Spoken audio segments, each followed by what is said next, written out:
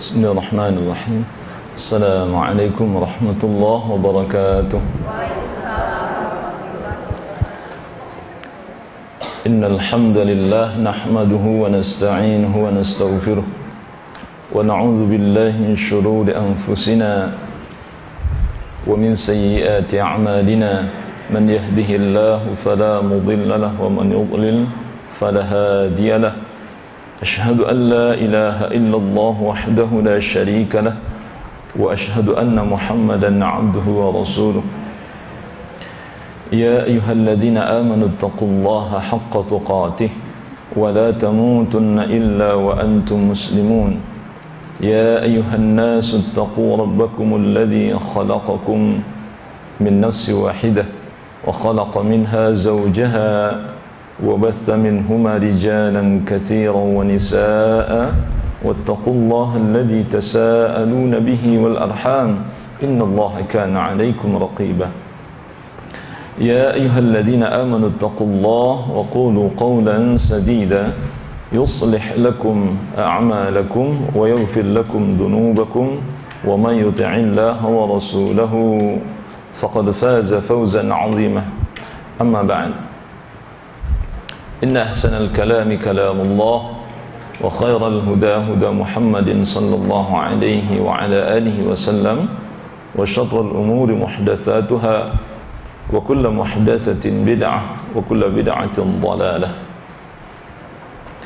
Ibu-ibu yang dirahmati Allah Subhanahu wa taala, pada pagi ini atas izinnya kita kembali bisa hadir di rumah yang InsyaAllah membawa kebaikan pada diri kita, pada agama kita, keluarga kita, dan akhirat kita insyaAllah.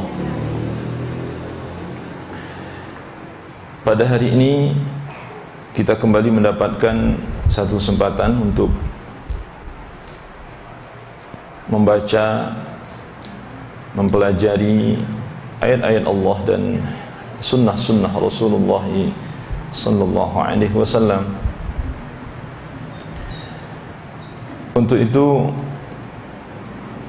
kita tidak boleh berhenti bersyukur pada Allah Subhanahu wa taala, karena nikmat Allah Subhanahu wa taala begitu besar diberikan kepada kita. Kemudian salat dan salam untuk Nabi kita Muhammad sallallahu alaihi wasallam.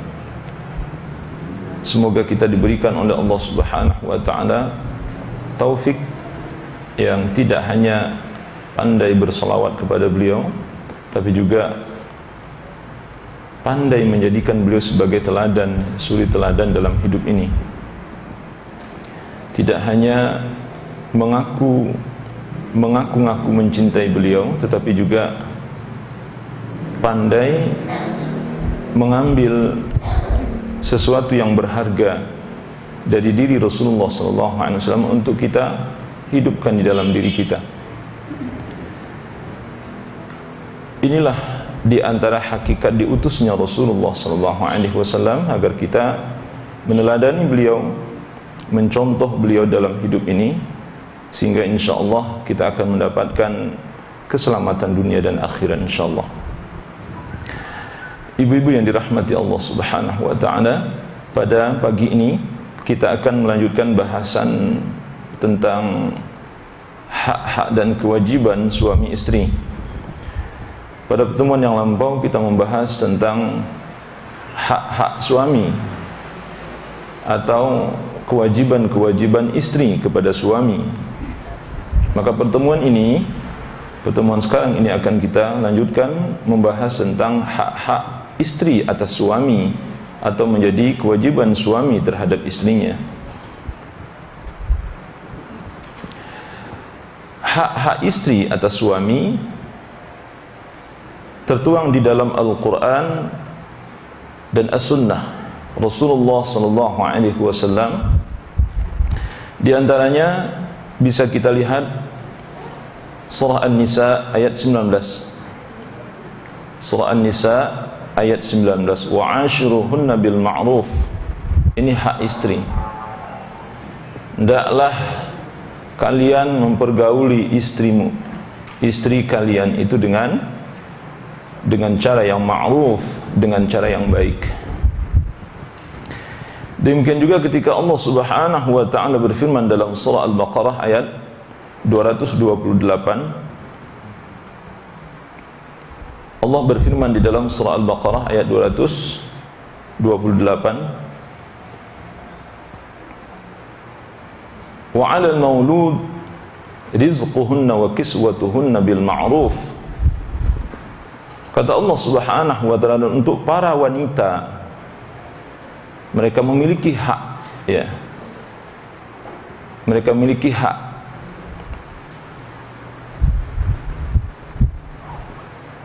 yang seimbang dengan kewajiban menurut cara yang ma'ruf. Yang seimbang dengan kewajiban menurut cara yang ma'ruf artinya dia memiliki kewajiban dan hak yang dia miliki itu seimbang dengan kewajiban yang dia tunaikan, itu maksudnya. Kemudian hadis Rasulullah sallallahu alaihi wasallam, khairukum li ahli. Kata Nabi sallallahu alaihi wasallam, sebaik-baik kalian adalah yang paling baik perlakuannya kepada istrinya. Sebaik-baik kalian adalah yang paling baik perlakuannya terhadap istrinya. Wa ana khairukum li ahli. Kata Rasulullah sallallahu alaihi wasallam, dan aku, kata Nabi sallallahu alaihi wasallam, adalah orang yang paling baik di antara kalian terhadap istriku. Aku, kata Nabi, adalah orang yang paling baik di antara kalian terhadap istriku. Jadi artinya dibandingkan para sahabat, Nabi sallallahu alaihi wasallam yang terbaik di dalam memperlakukan istrinya, di dalam melayani istrinya, di dalam menyenangkan istrinya, di dalam memberikan segala kebutuhan istrinya, adalah yang paling baik Rasulullah sallallahu alaihi wasallam. Oleh karena itu, ini hak, ya, yang wajib ditunaikan oleh suami kepada istrinya. Kalau pertemuan yang lampau kita sudah membahas beberapa kewajiban istri kepada suami atau hak-haknya suami yang wajib ditunaikan oleh istrinya, maka pertemuan ini sekali lagi kita sedang membahas secara khusus hak-hak istri yang wajib ditunaikan oleh suaminya.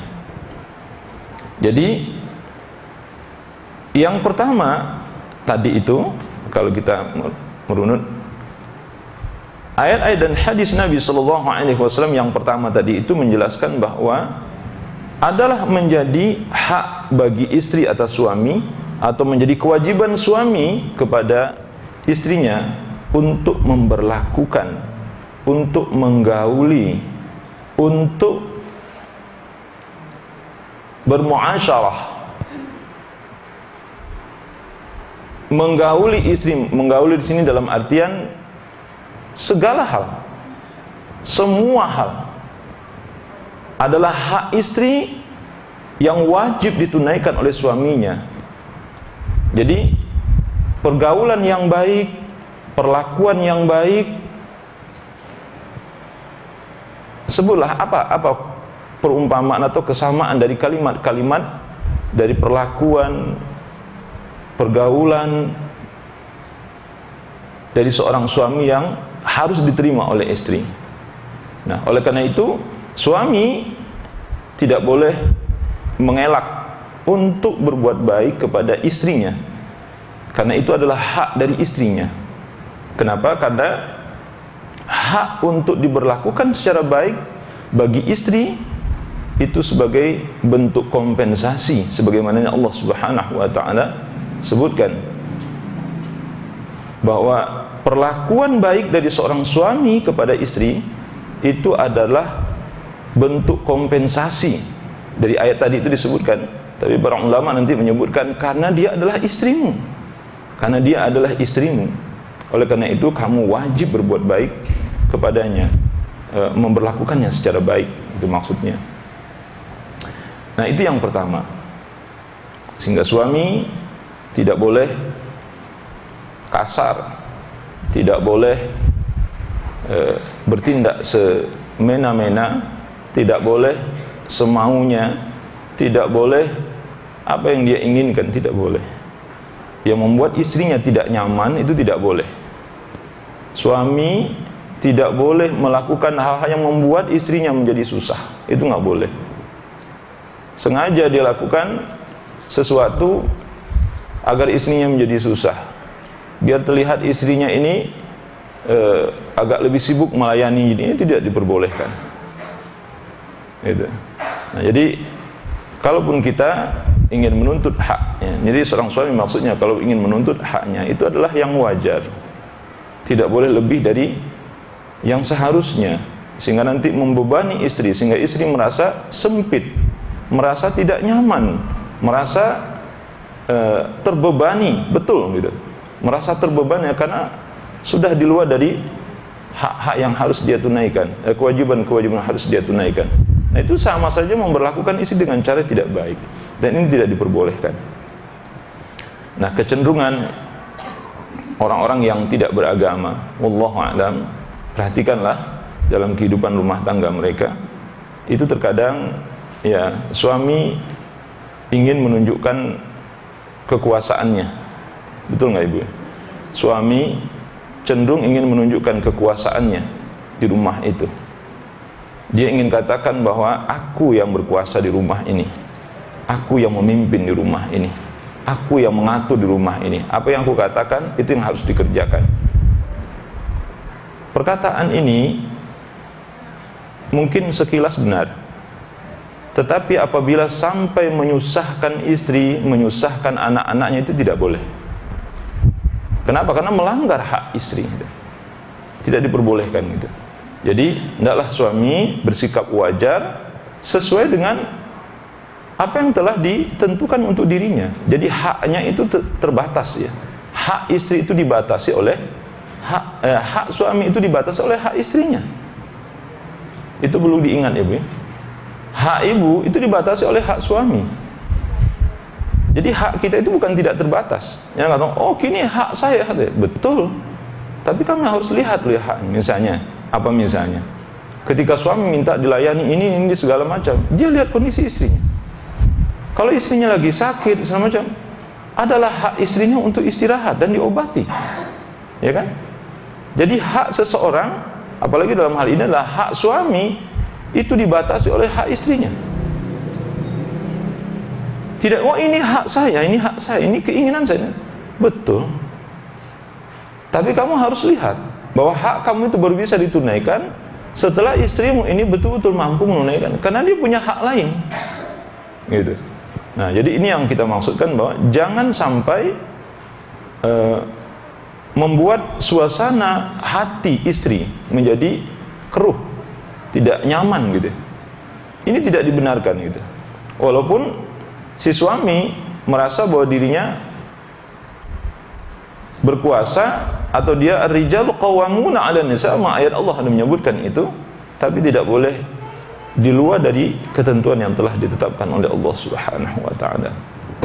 Jadi kata Nabi, khairukum li ahli. Sebaik-baik kalian adalah yang paling baik perlakuannya terhadap istrinya. Itu yang paling baik perlakuannya terhadap istrinya. Wa ana khairukum li ahli.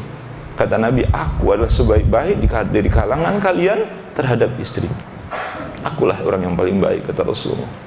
Nah, saya kira ini perlu ya, sehingga nanti ibu-ibu mungkin bisa merasakan sendiri. Kalau ya, tapi na'udzubillah min dzalik, kita berlindung kepada Allah, mudah-mudahan tidak terjadi pada rumah tangga kita. Tapi ada suami-suami yang sepertinya dia ingin menunjukkan kekuasaannya, dia ingin mengatakan bahwa akulah yang berkuasa di rumah ini, akulah yang mencari rezeki, akulah yang mengatur. Nah, itu kadang-kadang membuat istri menjadi tidak nyaman gitu. Nah, kenapa kita tidak biarkan suasana ini mengalir seperti air ya. Jadi mengalir saja gitu. Enak rasanya hidup ini gitu ya. Ya, suami menjalankan kewajibannya, istri juga menjalankan kewajibannya. Kalau ada kekurangan itu ini segala macam, nah disitulah fungsi memaafkan. Itu, Ibu. Subhanallah, indahnya rumah tangga kalau kita bisa saling memahami. Kemudian yang kedua, kewajiban suami terhadap istri, atau istri memiliki hak terhadap suaminya, itu adalah nafkah. Nah, memberikan nafkah. Jadi memberikan nafkah. Suami berkewajiban memberikan nafkah kepada istrinya berdasarkan Al-Quran, berdasarkan sunnah, berdasarkan ijma'nya para ulama, dan berdasarkan pertimbangan rasional, logika yang sehat. Nah, ini bisa kita lihat nanti dalam surah At-Talaq ayat 7. Liyunfiq dzu sa'atin min sa'atih. Hendaklah, kata Allah Subhanahu wa ta'ala, orang yang mampu memberikan nafkah menurut kemampuannya. Wa man qadira 'alaihi falyunfiq mimma ataahu Allah. Dan orang yang disempitkan rezekinya oleh Allah Subhanahu wa ta'ala, hendaklah dia memberikan nafkah dari harta yang diberikan oleh Allah kepadanya. Nah, jadi ini ayat yang memerintahkan kepada suami untuk memberikan nafkah kepada istrinya sesuai dengan kadar kemampuannya. Jadi tidak memaksakan diri. Yang terpenting adalah bahwa suami tidak berlepas diri, tidak lari dari kewajibannya, bahwa suami tidak boleh lari dari kewajibannya, yakni memberikan nafkah. Yang dimaksud nafkah di sini adalah berupa makanan, minuman, ya, makanan dan minuman itu. Nah, termasuk sebenarnya nanti tempat tinggal dan pakaian, itu yang dimaksud. Jadi ini surah At-Talaq, surah yang ke-65 ayat 7. Kemudian di dalam surah Al-Baqarah ayat 233, ya, wa 'alal mauludi, tadi saya keliru membaca ayat yang pertama tadi itu. Wa 'alal mauludi rizquhunna wa kiswatuhunna bil ma'ruf. Dan kewajiban seorang ayah memberikan makan dan pakaian kepada para ibu dengan cara yang ma'ruf. Jadi artinya para istri itu memiliki hak untuk diberikan nafkah oleh seorang suami berdasarkan ini. Surah Al-Baqarah ayat 233. Kemudian hadis Rasulullah sallallahu alaihi wasallam, saya ingin sampaikan dulu dari dalilnya Ibu, nanti kita jelaskan. Rasulullah sallallahu alaihi wasallam menyebutkan ittaqullaha fin nisa, bertakwalah kepada Allah dalam memperlakukan para istri. Bertakwalah kalian kepada Allah di dalam memperlakukan istri. Fa innahunna awanun 'indakum. Nah, ini kalimat yang pernah kita kemukakan sebelumnya Ibu. Sungguhnya istri-istrimu itu adalah tawanan bagimu. Sungguhnya istri-istrimu itu adalah tawanan di sisimu. Akhaltumuhunna bi amanatillah. Akhaltumuhunna bi amanatillah. Sesungguhnya mereka, kalian telah mengambil mereka dengan amanat Allah. Kalian telah mengambil mereka dengan amanat Allah.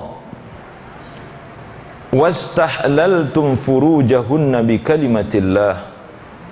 Dan kalian halalkan kemaluan mereka dengan kalimat Allah. Walahunna 'alaikum rizquhunna wa kiswatuhunna bil ma'ruf. Nah, ini kalimatnya pasti dan jelas. Dan mereka memiliki hak atas kalian untuk kalian beri rezeki, yakni nafkah, makan dan minumnya, sandangnya, pakaiannya kepada mereka dengan cara yang ma'ruf, dengan cara yang patut, dengan cara yang baik. Itu. Nah, ibu-ibu yang dirahmati Allah Subhanahu wa taala.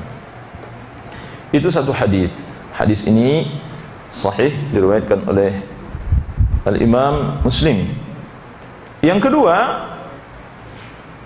Rasulullah sallallahu alaihi wasallam bersabda, "An tud'imaha idza ta'imta."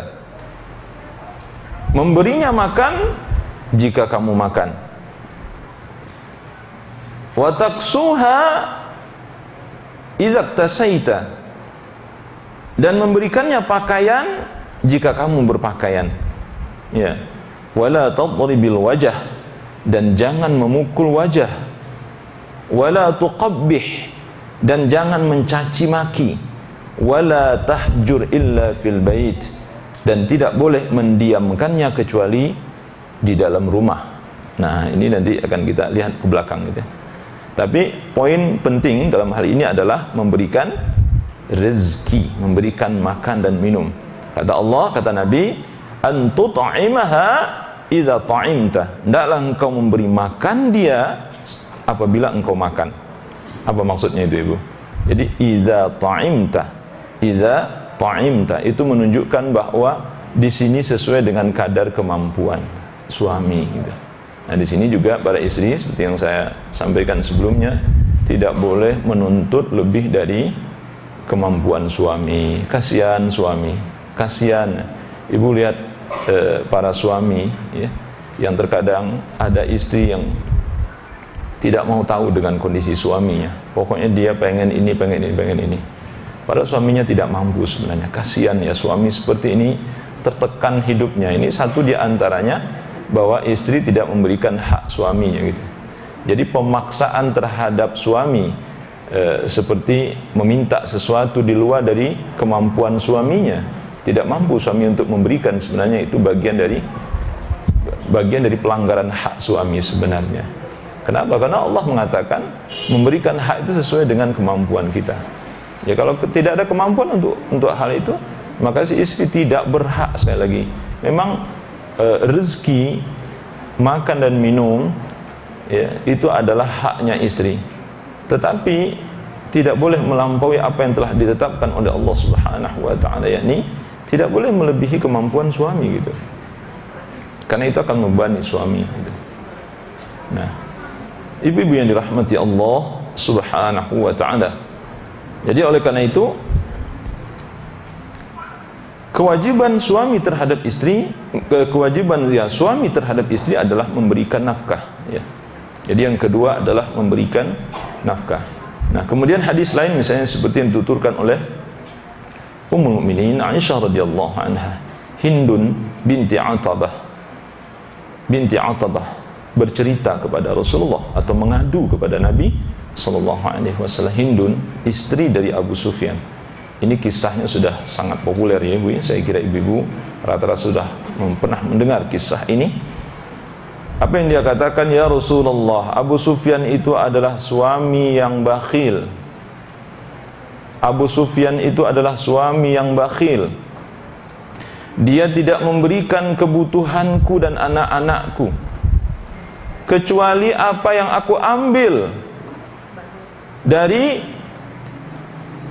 tanpa sepengetahuannya. Itu kan jadi istri dan anak itu nggak pernah dikasih gitu. Istri dan anaknya tidak pernah dia kasih gitu. Seakan-akan gitu ya, kamu kalau mau makan mau apa ya cari aja gitu. Kalau ada yang aku simpan, mungkin kalau bisa diambil. Tapi dia tidak pernah ngasih. Jadi harus jelas gitu. Kalau untuk makan, minum, belanja, apapun namanya gitu, itu harus jelas gitu. Jelas ini harus jelas. Tidak bisa hari per hari, bulan, minggu, bulan berbulan berjalan begitu saja, tapi tidak jelas ini jatah belanja berapa, ini belanja, enggak ada sama sekali, dan tidak diberikan. Tidak ada ketentuan itu sama sekali. Ibu bingung atau tidak? Suami bekerja setiap hari dan setiap bulannya menerima gaji, tapi ibu tidak pernah dikasih duit. Itu enak atau tidak gitu menjadi istri? Sangat tidak enak gitu. Makanya Hindun berhak mengadukan ini kepada Rasulullah SAW, dan dia tahu mungkin kalau dia mengadu pada suaminya takut dimarahi oleh suaminya. Maka dia mengadu kepada Rasulullah SAW. Ya Rasulullah, ya Rasulullah, begitu kejadiannya dan aku tidak diberikan belanja berikut anak-anakku kecuali yang aku ambil tanpa sepengetahuannya. Bolehkah aku mengambil hartanya? Seakan-akan pertanyaan itu. Apa kata Rasulullah? Khudhi ma yakfiki wa waladaki bil ma'ruf. Kata Rasulullah, boleh, ambillah apa yang mencukupimu dan anakmu sepatutnya. Jadi ini maksudnya adalah menyindir bahwa Abu Sufyan tidak menjalankan kewajibannya terhadap istrinya, itu maksudnya. Padahal itu kewajibannya sebenarnya. Sampai-sampai Nabi mengatakan kalau ada suami yang pelit seperti ini, ya, itu hartanya boleh diambil tanpa sepengetahuannya. Hartanya boleh diambil tanpa sepengetahuannya. Tetapi kata Nabi, ma yakfiki wa waladaki bil ma'ruf. Itu syaratnya. Yang kata Nabi, boleh kamu ambil tapi tidak boleh melebihi dari kebutuhanmu. Ya, tidak boleh melebihi dari kebutuhanmu. Jadi sesuai dengan kebutuhanmu, mencukupi kebutuhanmu dan anak-anakmu. Nah, itu ininya Bu ya. Jadi tidak boleh mentang-mentang diperbolehkan ini suami bakhil seperti ini, ya udah hartanya diambil aja gitu kan. Jadi kenapa jadi pelit begini gitu. Nah, ya salah sendiri gitu. Kenapa istrinya nggak dikasih belanja gitu. Jadi Nabi SAW membenarkan itu, tetapi tidak boleh melebihi dari kebutuhan yang dibutuhkan oleh seorang ibu dan anak-anaknya. Kemudian, nah ini alasan kewajiban memberi nafkah. Ini penting ya Bu ya. Saya kira ini penting sekali. Itu. Alasan kewajiban memberi nafkah. Para ulama membagi syarat wajib memberi nafkah suami kepada istri itu ada dua. Yang pertama, sebelum dan sesudah, ya ada dua ya, sebelum satu dan sesudah satu melakukan hubungan intim. Jadi sebelum melakukan hubungan intim dan sesudah melakukan hubungan intim. Nah, apa yang dimaksud di sini? Ibu perlu melihat ini ya. Yang pertama, syarat yang pertama adalah syarat-syarat, masukin yang pertama tadi, syarat-syarat sebelum melakukan hubungan intim itu. Yang pertama yang dimaksud bahwa suami wajib memberi nafkah kepada istrinya apabila istri tidak menolak diajak hubungan intim. Ini udah menikah nih, tapi kemudian istrinya diajak untuk berhubungan badan oleh suaminya, tidak mau. Maka jumhur ulama mengatakan suami berhak untuk tidak memberikan makan dan minum kepada istri seperti ini. Ini bisa terjadi nggak ibu-ibu kira-kira yang seperti ini? Mungkin saja gitu kan? Mungkin saja gitu. Itu terserah alasannya apa gitu kan? Entah nggak biasa, entah takut, entah apa gitu kan? Karena belum pernah melihat kau laki-laki dari dekat gitu misalnya kan? Selama ini. Nah, jadi sehingga ketika diajak untuk berhubungan badan, dia tidak mau gitu. Maka jumhur ulama mengatakan suami berhak untuk tidak memberi makan dan minum. Itu satu. Ya, apa ini mungkin terjadi atau tidak? Ya mungkin ibu lihatlah di lapangan, mungkin atau tidak itu terjadi gitu. Yang kedua, apabila suami menikahi istrinya itu, yang istrinya itu belum bisa digauli. Seperti Rasulullah SAW menikahi Ummul Mukminin Aisyah radhiyallahu anha, itu umurnya 7 tahun, masih kecil. Rasulullah SAW menikahi Ummul Mukminin Aisyah radhiyallahu anha, dalam satu riwayat disebutkan umur 7 tahun. Ada yang mengatakan umur 9 tahun. Yang jelas Aisyah, Ummul Mukminin Aisyah radhiyallahu anha belum balighah, belum balik. Dia belum balik. Oleh karena itu dia belum tinggal serumah dengan Rasulullah SAW, maka tidak ada kewajiban nafkah. Tidak ada kewajiban nafkah. Tapi sebenarnya para ulama mengatakan tidak ada kewajiban nafkah itu karena memang belum melakukan hubungan badan, karena tidak bisa. Dan halangan hubungan badan itu datangnya dari pihak istri, bukan pihak suami ya Bu ya. Tapi kalau suami misalnya habis nikah, terus ada panggilan tugas, suami itu belum sempat hubungan badan, tetap wajib dia memberi nafkah istrinya. Beda itu Bu ya. Tapi kalau misalnya si istri yang menolak atau si istri yang belum bisa digauli karena umurnya masih kecil, maka kewajiban nafkah tidak ada. Itu Ibu. maksudnya. Paham Ibu ya? Kemudian yang ketiga, perkawinan yang tidak sah, perkawinan legal. Jadi kalau perkawinannya tidak memenuhi syarat dan rukun yang telah ditetapkan oleh Rasulullah SAW, maka suami tidak ada kewajiban memberikan nafkah kepada istrinya, seperti kawin mut'ah yang dilakukan oleh orang-orang Syiah. Mereka melakukan zina. Mereka katakan ini nikah yang dihalalkan, padahal nikah ini diharamkan oleh Allah dan Rasul. Kecuali dulu pernah, kata Ibn Abbas radhiyallahu anhu, Ali dan Ibn Abbas radhiyallahu anhu meriwayatkan ini pernah dulu dihalalkan oleh Rasulullah, tapi itu hanya sesaat saja. Kemudian diharamkan oleh Allah Subhanahu wa taala, kata Rasulullah, sampai hari kiamat. Tapi orang Syiah, entah apa dalil mereka, kita tidak paham ya.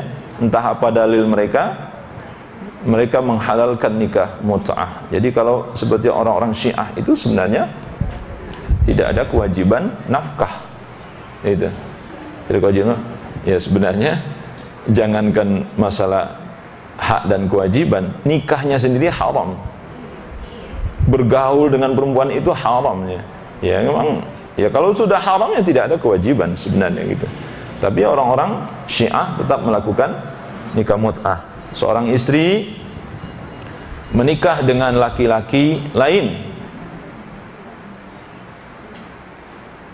sepengetahuan suaminya itu pahalanya kecil, tidak besar pahalanya. Tapi seorang istri menikah, melakukan mut'ah dengan laki-laki lain tanpa sepengetahuan suaminya, itu pahalanya lebih besar, kata orang Syiah ya. Itu kata orang Syiah. Itu yang dikatakan oleh istri Jalaluddin Rahmat. Itu yang dikatakan oleh istri Jalaluddin Rahmat di dalam akun Facebooknya. Saya tidak tahu akun Facebook ini, cuma ada teman-teman yang mengirimkan itu, sehingga tiba di ini kita baca apa yang dia katakan. Seorang istri yang melakukan mut'ah dengan laki-laki tanpa sepengetahuan suaminya lebih besar pahalanya dibandingkan dia melakukan mut'ah dengan seizin suaminya. Na'udzubillah min dzalik. Nah itulah. Jadi orang kalau sudah tidak mengikuti syariat, maka kelakuan mereka, perangai mereka bisa lebih rendah dari binatang. Sebagaimana Allah yang sebutkan di dalam Al-Quran, orang-orang seperti ini bisa lebih rendah dari binatang. Jadi nikah yang tidak sah, yang tidak mengikuti syarat dan rukun yang telah ditentukan oleh Rasulullah SAW, maka tidak ada kewajiban suami. Seperti misalnya tidak ada saksi, tidak ada wali misalnya, tidak ada saksi ya, la nikah illa biwaliin wa syahidai adl.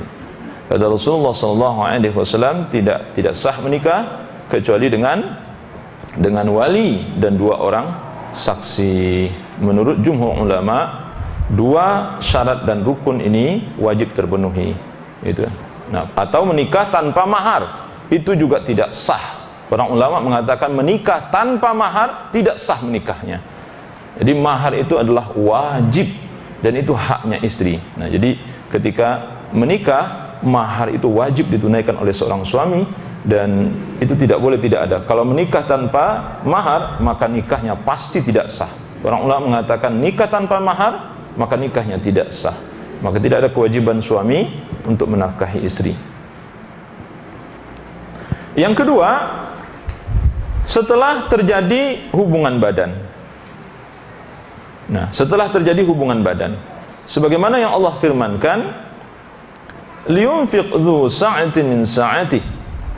Hendaklah orang yang mampu memberikan nafkah kepada istrinya. Hendaklah orang-orang suami-suami yang mampu memberikan nafkah menurut kemampuannya kepada istrinya. Ini yang terdapat dalam surah At-Talaq ayat 7 tadi, Bu ya. Jadi disebutkan. Nah, jadi artinya begini, Bu. Kalau hubungan badan sudah terjadi, nikah sudah berjalan normal sebagaimana biasa, maka kewajiban nafkah itu ada di pundak suaminya sesuai dengan kewajiban, itu sesuai dengan kewajiban. Kemudian ya, maksud ayat ini juga kalau suami misalnya tidak mampu, enggak, berarti tidak ada kewajiban untuk memberikan nafkah kepada istrinya. Itu maksudnya, Ibu. Wa man qudira alaihi falyunfiq mimma atahu Allah. Siapa yang disempitkan oleh Allah rezekinya, siapa yang disempitkan oleh Allah rezekinya, maka hendaklah dia memberikan nafkah sesuai dengan apa yang telah Allah berikan kepadanya. Siapa yang tidak ada rezeki, misalnya suami yang susah sekali hidupnya, tidak bisa dia memberikan apa-apa kepada istrinya. Ibu pernah dengar ada sahabat itu justru istrinya yang berinfak kepadanya.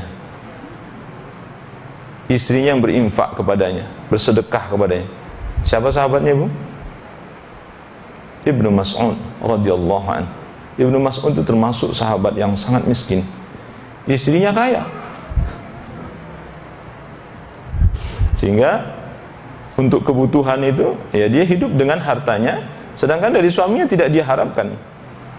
Dan dia tidak mau juga berharap banyak dari suami, dan tidak mau menyusahkan suaminya, tidak mau menyusahkan Ibnu Mas'ud. Bahkan satu kali dia minta, "Ya Rasulullah, bolehkah aku bersedekah atau berinfak kepada suami?" Kata Rasulullah, "Boleh." Itu. Kalau kita saat ini mungkin menjadi aib besar betul gitu ya. Cuman kalau dulu ya tidak ada masalah sebenarnya hal seperti ya suami miskin yang mau diapain gitu. Tapi kalau orang sekarang miskin itu kan aib. Miskin itu bukan aib ya, Bu ya. Saya ingin ulangi, miskin itu bukan aib. Yang aib itu meminta-minta. Itu yang aib. Yang aib itu tidak mau bekerja. Itu yang aib, ya, Bu. Miskin bukan aib. Oleh karena itu jangan ada orang miskin yang dihina, nggak boleh. Kalau ada orang miskin, apalagi suami miskin, kemudian istri misalnya nunjuk suami, nonjok malah, nonjok suami, nggak boleh. Lantaran dia miskin. Miskin, sekali lagi saya ulang, itu bukan aib. Para sahabat itu banyak yang miskin.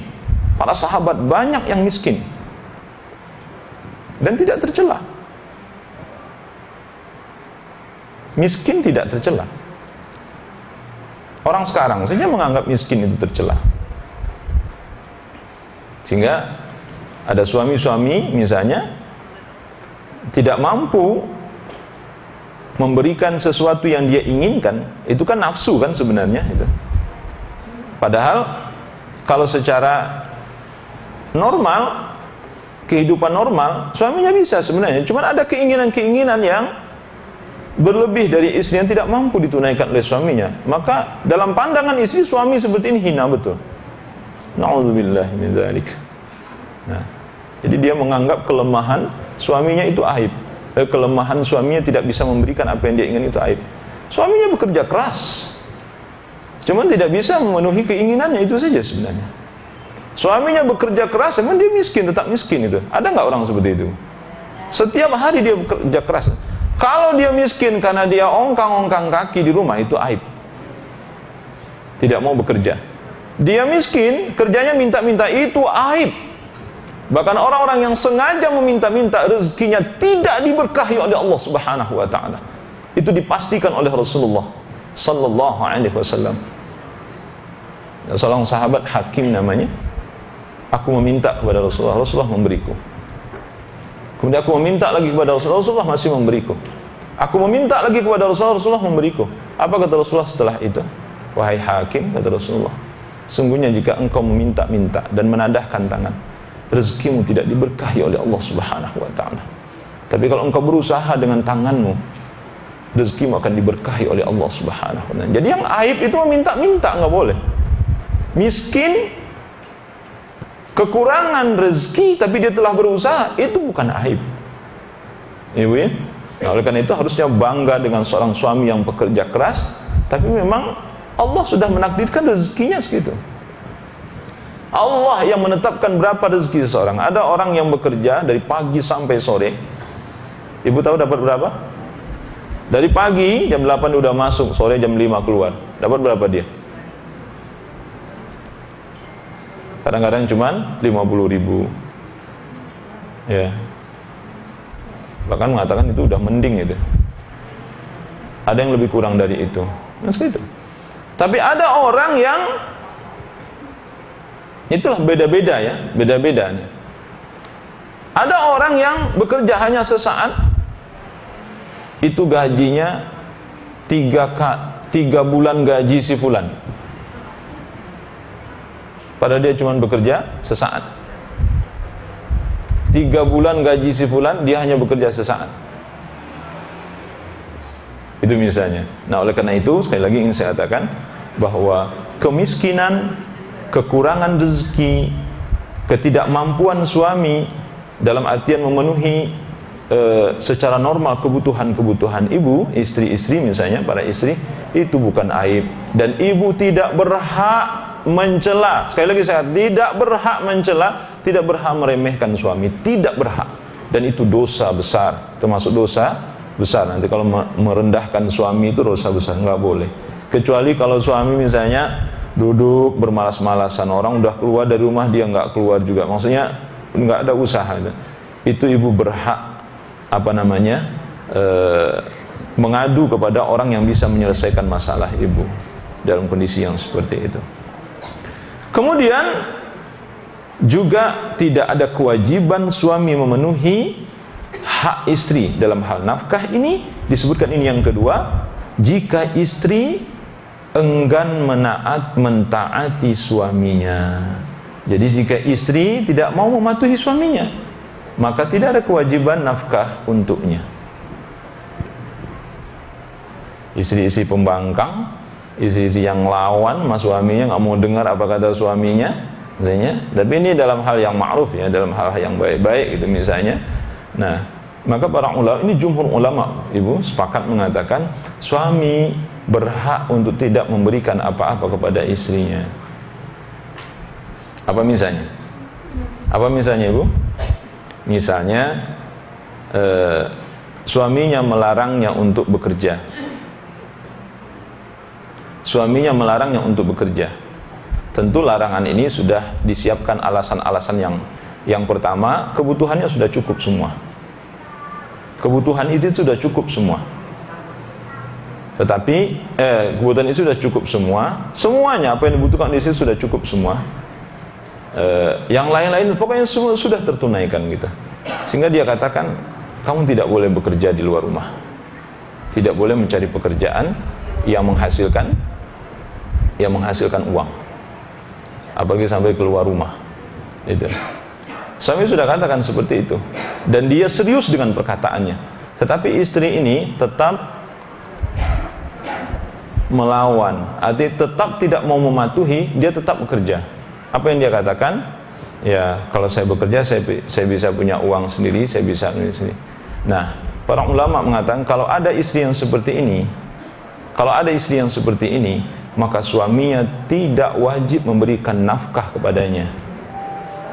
Biar dia cari makan sendiri. Itu. Tidak ada kewajiban suami memberikan nafkah kalau sudah dilarang oleh suaminya. Itu. Tetapi kalau suaminya ridha, misalnya gitu, suaminya mengizinkannya dan ridha dia bekerja di luar rumah, maka hal ini dibolehkan. Nah, wallahu a'lam bishawab. Dan suami tetap memberikan nafkah kepada istrinya. Jadi kalau istri sudah diizinkan oleh suami untuk bekerja di luar rumah, misalnya seperti itu, kemudian apakah ada kewajiban bagi suami untuk memberikan nafkah istrinya? Karena dia sudah mencari duit sendiri. Para ulama mengatakan tetap, karena istri bekerja di luar itu atas izin suaminya. Nah, ibu-ibu yang dirahmati Allah Subhanahu wa taala, ini hal-hal yang perlu kita perhatikan gitu. Tetapi sekali lagi, saat ini ya bekerja di luar rumah, terutama sekali kalau sudah menempuh perjalanan yang jauh gitu, jauh dari rumah, kemudian nanti di tempat bekerja nanti disebutkan oleh para ulama, ibu bisa terima atau tidak, itu urusan ibu ya, itu urusan ibu atau urusan nanti gitu. Tetapi para ulama menyebutkan suami juga mengizinkan istri tentu harus ada syarat-syaratnya gitu. Yang pertama, bekerja itu tentu tidak terlalu jauh dari rumahnya. Yang kedua, diyakini bahwa dalam perjalanan itu aman. Yang ketiga, di tempat kerja tidak ikhtilat dengan kaum laki-laki. Ikhtilat apa ini? Ikhtilat, Ibu? Tidak berbaur, tidak bercampur dengan laki-laki yang bukan mahram. Itu, Ibu. Nah, itu berbahaya sebenarnya gitu. Makanya kalau kita kembali kepada akhlak Islam, laki-laki ya laki-laki gitu, perempuan ya perempuan gitu. Ya nggak usah jauh-jauh, belajar saja itu sebenarnya, belajar ya. Yang benar itu kalau belajar laki-laki ya laki-laki saja. Ataupun nanti kalau nanti akan datang bersama-sama itu harus jelas hijabnya gitu. Hijabnya harus jelas.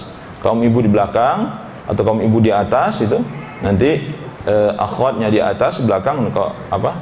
Untuk ikhwannya di depan gitu.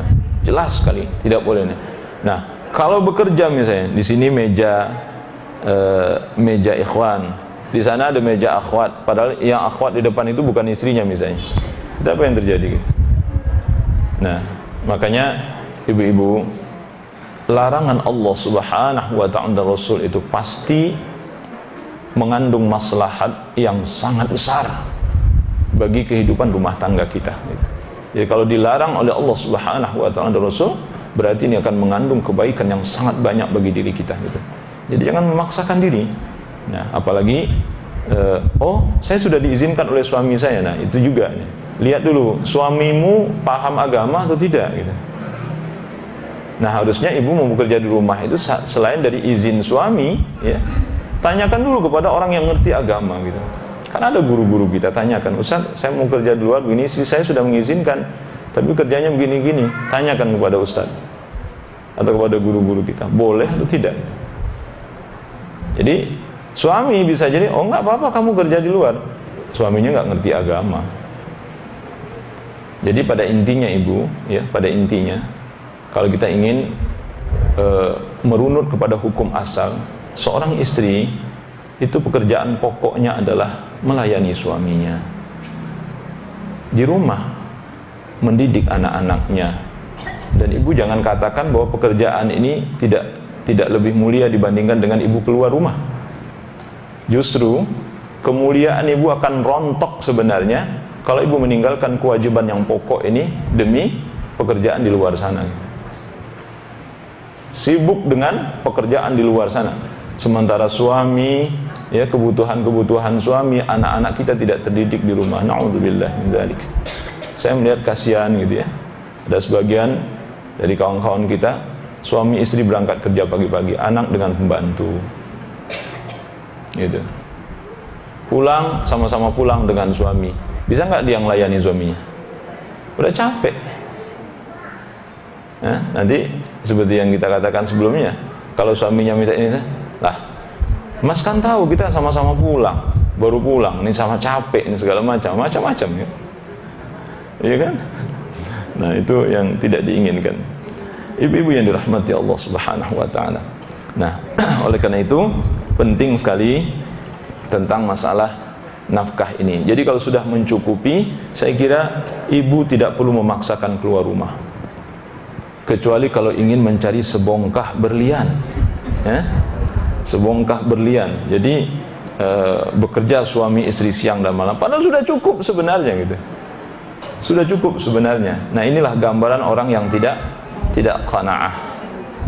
Dia ingin hidupnya seperti orang lain ya, hidup layak, punya mobil, ini segala macam. Akhirnya apa? Dia memaksakan diri keluar dan meninggalkan anak-anaknya. Saya perhatikan itu, yang suami istri bekerja, kemudian anak-anaknya tinggal di rumah itu.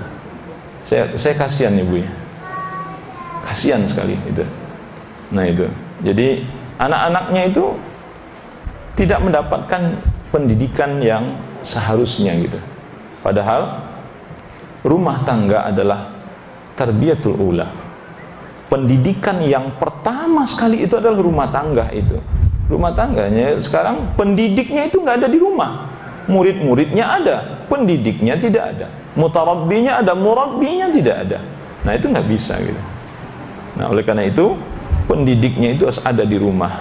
Dia setiap saat harus mendampingi anak-anaknya gitu. Itu harusnya gitu. Nah Kemudian apalagi sandang, ya, yang ketiga, kewajiban suami adalah menyediakan pakaian. Walahunna 'alaikum rizquhunna wa kiswatuhunna bil ma'ruf. Kata Rasulullah sallallahu alaihi wasallam, istri-istrimu itu memiliki hak yang wajib kalian tunaikan seperti nafkah dan pakaian, ya, untuk mereka gitu. Nah, kalau pakaian ini dimaksudkan ya untuk menutup aurat gitu. Jadi wajib bagi suami memberikan pakaian untuk istrinya, memberi pakaian untuk istrinya agar aurat istrinya tertutup gitu. Jadi tidak boleh suami membiarkan istrinya tidak menutup aurat. Jadi inti dari memberikan pakaian kepada istri ini adalah untuk agar aurat istrinya tertutup gitu. Jadi itu intinya. Kalau makan jelas supaya tidak kelaparan gitu ya. Kemudian ini singkat saja kalau untuk hal itu nanti adapun suami yang membiarkan istrinya membukakan aurat, ini nanti akan berhadapan dengan Allah Subhanahu wa taala. Karena kata Allah, ya ayuhan nabiyyu qul li azwajika wa banatika wa nisa'il mu'minina yudnina 'alaihinna min jalabibihinna. Dalam satu ayat Allah sebutkan, wahai nabi, ya, perintahkan kepada istri-istrimu, anak-anak perempuanmu, wanita-wanita muslim agar mereka memakai jilbab, ya. Yudnina 'alaihinna min jalabibihinna, hendaklah mereka menutupi tubuh mereka dengan jilbab mereka. Nah, jadi perintah ini terhadap kaum laki-laki termasuk suami gitu. Jadi suami wajib memperhatikan pakaian istrinya. Tidak boleh dia membiarkan istrinya membukakan aurat, atau istrinya memakai pakaian yang setengah terbuka auratnya atau masih membukakan aurat, maka wajib suami membelikan pakaian yang menutup aurat bagi istrinya. Wajib itu. Nah, saya kira ini tidak ada tolerir ya. Jadi sekuat tenaga suaminya harus mencarikan pakaian buat istrinya agar aurat istrinya itu tertutup gitu. Karena menutup aurat hukumnya wajib.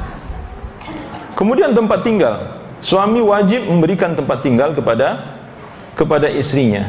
Bahkan di dalam surah At-Talaq ayat 6, dalam surah At-Talaq ayat 6 Allah Subhanahu wa taala menyebutkan istri dalam keadaan ditalak saja, seorang suami wajib memberikan tempat tinggal. Talak raj'i, talak raj'i itu talak 1 dan talak 2. Ibu-ibu, suami yang mentalak istrinya, talak 1 dan talak 2, dia wajib menyediakan tempat bagi istrinya itu. Nah, karena kalau talak 1, talak 2 itu bahasa Al-Quran itu masih istrimu. Talak 1, talak 2 ya Bu ya, itu masih ibu, seorang ibu atau seorang istri yang ditalak itu masih istri suaminya pada dasarnya. Jadi jangan bebas, jangan mengibarkan bendera putih ya, belum ya. Kecuali kalau masa iddahnya sudah habis, nah baru nanti ibu free. Habis masa iddahnya dan suami tidak rujuk kepada istrinya, maka baru dia berhak untuk mengalihkan pandangan kepada laki-laki lain. Tapi selama masa iddahnya ada dan si suami masih ada keinginan untuk rujuk, maka ibu-ibu sebenarnya tidak boleh berpaling hati, tidak boleh berpaling ke lain hati gitu. Dan wajib menetap di rumah itu dan menjaga kehormatan diri. Tidak boleh kemana-mana dan tidak boleh memberikan sinyal kepada berdoalah mudah-mudahan dia tidak rujuk lagi kepadaku. Tidak boleh memberikan sinyal kepada orang yang bukan mahram laki-laki lain gitu misalnya. Nah, jadi itu hak suami apakah dia ingin kembali atau tidak. Talak raj'i. Tapi maksudnya adalah dalam talak raj'i di dalam surah At-Talaq ayat 6 ini Allah Subhanahu wa taala menyebutkan seorang istri yang ditalak oleh suaminya dalam talak raj'i itu juga diwajibkan menyediakan tempat tinggal baginya. Sehingga dikatakan oleh para ulama, kalau dalam waktu ditalak saja, kalau seorang istri pada saat ditalak saja dia wajib disediakan tempat tinggal untuknya, apalagi dalam keadaan tidak ditalak. Itu disebutkan oleh para ulama. Jadi artinya dalam keadaan dicerai saja, seorang suami wajib menyediakan tempat tinggal untuk istrinya, apalagi kalau dia tidak menceraikan istrinya, tentulah dia lebih wajib lagi menyediakan tempat tinggal untuk istrinya. Ini yang disebutkan oleh Allah Subhanahu wa ta'ala dalam surah At-Talaq. Nah, kemudian juga dikuatkan dalam surah An-Nisa ayat 19. Surah An-Nisa ayat 19, nanti kalau ibu ingin lihat itu silahkan. Itu. Kemudian beberapa hal berkenaan dengan tempat tinggal ini problem-problem yang terjadi di masyarakat kita.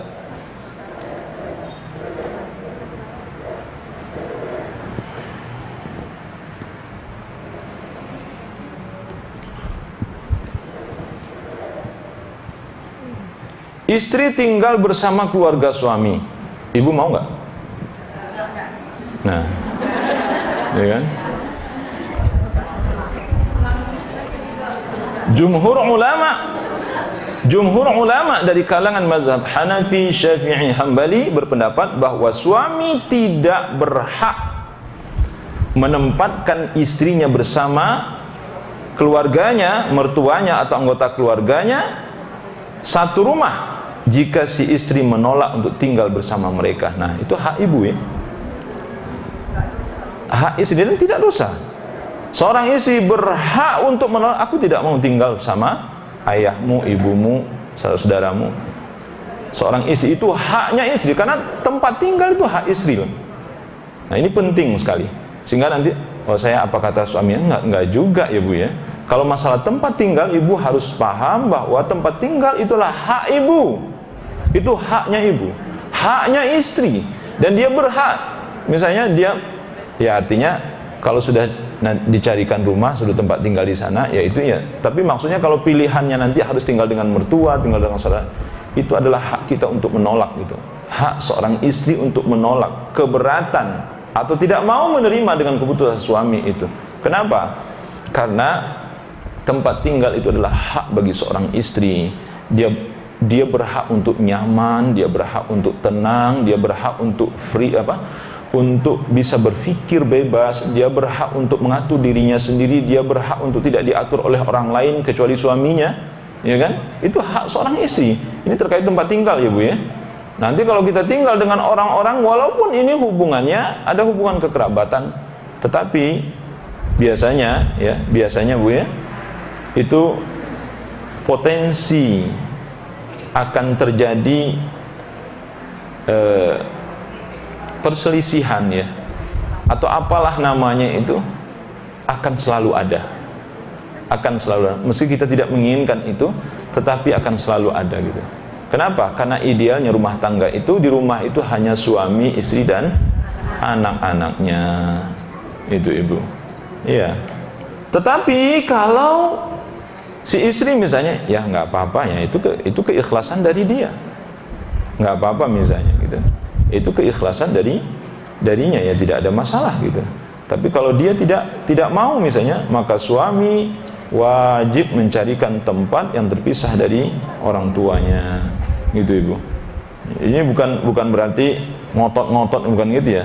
Tapi ibu juga harus lihat ya, kalau misalnya suami kita ini terbatas gitu kan, ditambah lagi orang tuanya ini misalnya tidak punya tempat tinggal, sudah tua lagi misalnya gitu, sudah tua, dia mau disuruh tinggal di mana gitu. Misalnya ada mertua dari seorang istri misalnya sudah tua, apalagi kalau dia tinggal cuman ibunya aja gitu atau bapaknya aja, tempat tinggal tidak ada misalnya, apa ibu tega, ya kan? Tega atau tidak melihat orang tua tempat tinggal nggak ada, mau di mana mau ditempatkan gitu? Di panti jompo, ya? Saya kira panti jompo itu Bu ya, saya katakan panti jompo itu termasuk bentuk tidak adanya pengabdian seorang anak kepada orang tua, meletakkan anaknya ke panti jompo, meletakkan orang tuanya ke panti jompo, itu nggak benar itu. Kalau menurut saya, ke panti jompo ada anak meletakkan orang tua di panti jompo itu nggak benar.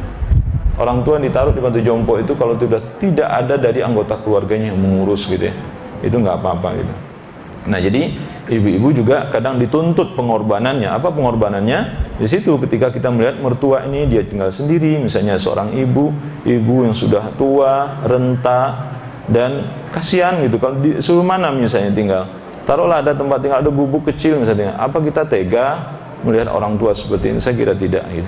Nah, ini dibutuhkan pengorbanan, keikhlasan hati, keridhaan dan kerelaan hati seorang istri ketika suami membawa ada orang tuanya misalnya seperti itu. Tapi kalau sudah ayah ibunya ada, kemudian ada adiknya lagi, itu sudah susah itu sebenarnya gitu kan. Nah, oleh karena itu seorang istri berhak mengatakan aku tidak mau. Gitu. Kemudian keluarga istri tinggal bersama suami. Jadi istri bawa ibunya misalnya, bawa ibunya, bawa ayahnya, atau bawa adiknya, gitu kan, bawa adiknya gitu, atau bawa ponakannya misalnya seperti itu ke rumahnya. Dalam kondisi yang seperti ini dikatakan oleh para ulama, istri tidak berhak membawa salah seorang mahramnya tinggal di rumah suaminya kecuali atas izin suaminya. Jadi kalau suami mengizinkan tidak ada masalah. Tapi kalau suami mengatakan tidak, kamu jangan bawa siapapun ke rumah ini, itu kalimatnya kan umum ya, jangan bawa siapapun ke rumah ini. Kalau istri sudah mengatakan, suami sudah mengatakan seperti itu, maka istri tidak boleh membawa siapapun, termasuk ayahnya, ibunya, enggak boleh. Maksudnya tinggal di rumah. Tapi kalau hanya sekedar berkunjung, ya tentu tidak ada masalah. Bolehkah istri-istri yang dipoligami tinggal satu rumah? Ini masalah tempat tinggal ya Bu ya. Walaupun mungkin nggak ada hubungannya dengan ibu-ibu dengan masalah poligami ya. Tapi ini penting saya kira gitu. Ya. Boleh atau tidak istri-istri yang dipoligami tinggal satu rumah?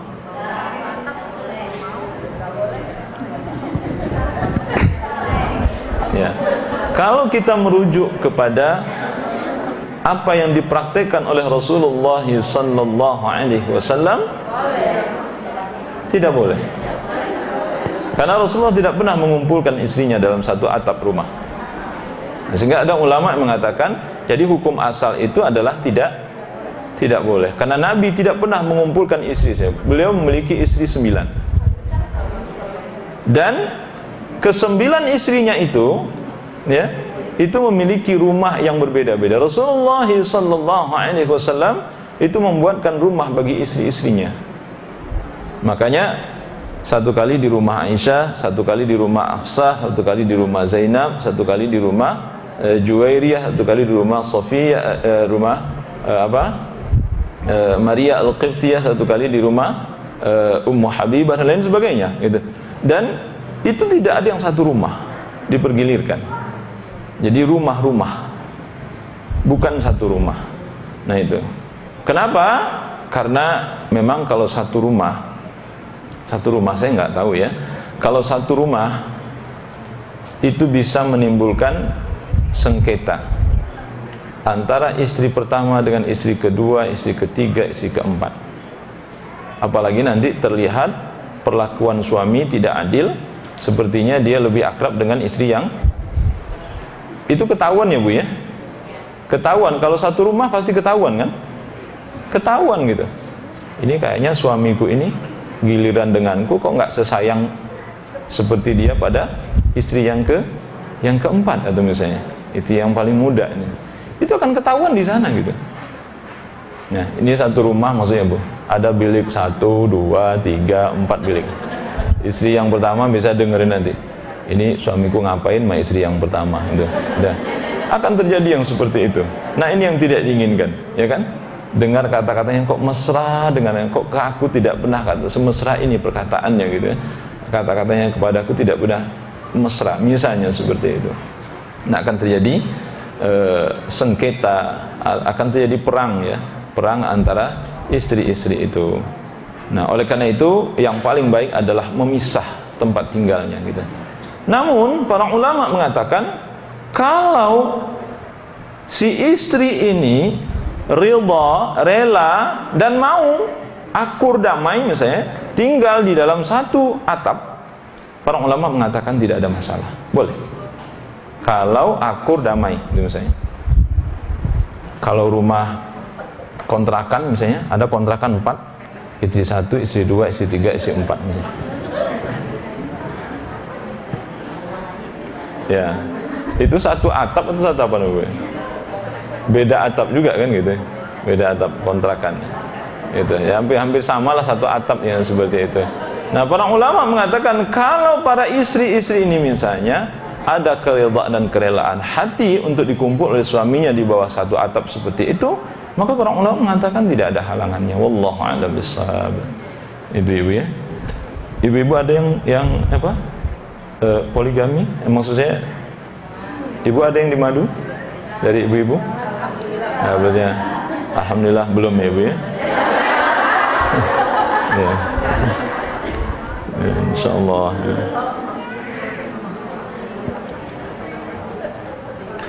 Kemudian yang kelima, suami wajib bersikap lembut terhadap istrinya, bercengkrama dengannya, dan menghargai usianya.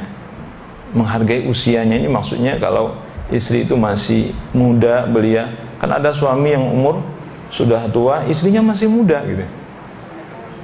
Istrinya masih muda gitu. Suami jangan memaksa istrinya masih umur 17 tahun ini itu berperilaku seperti orang berumur 65 tahun, nggak boleh. Gitu. Jadi harus dihargai umur istri. Sebagaimana yang dikisahkan oleh Ummul Mukminin Aisyah radhiyallahu anha, beliau mengatakan orang-orang Habsyi bermain-main. Rasulullah sallallahu alaihi wasallam menutupiku dengan satir, dengan satu kain penutup selama aku menonton mereka. Ya, aku terus menonton hingga selesai. Karena itu, ya, hargailah status kecil, status anak kecil yang masih belia dan selalu ingin bermain. Maksudnya begini, Bu. Seperti Aisyah kan itu dinikahi oleh Rasulullah sallallahu alaihi wasallam umurnya belia sekali, kecil ya. Kecil. Nah, kita sebagai dari kalangan Ahlus Sunnah wal Jamaah tidak mempermasalahkan ini. Ini hanya orang-orang modern saja yang mengatakan, oh, itu melanggar hak anak. Apa namanya?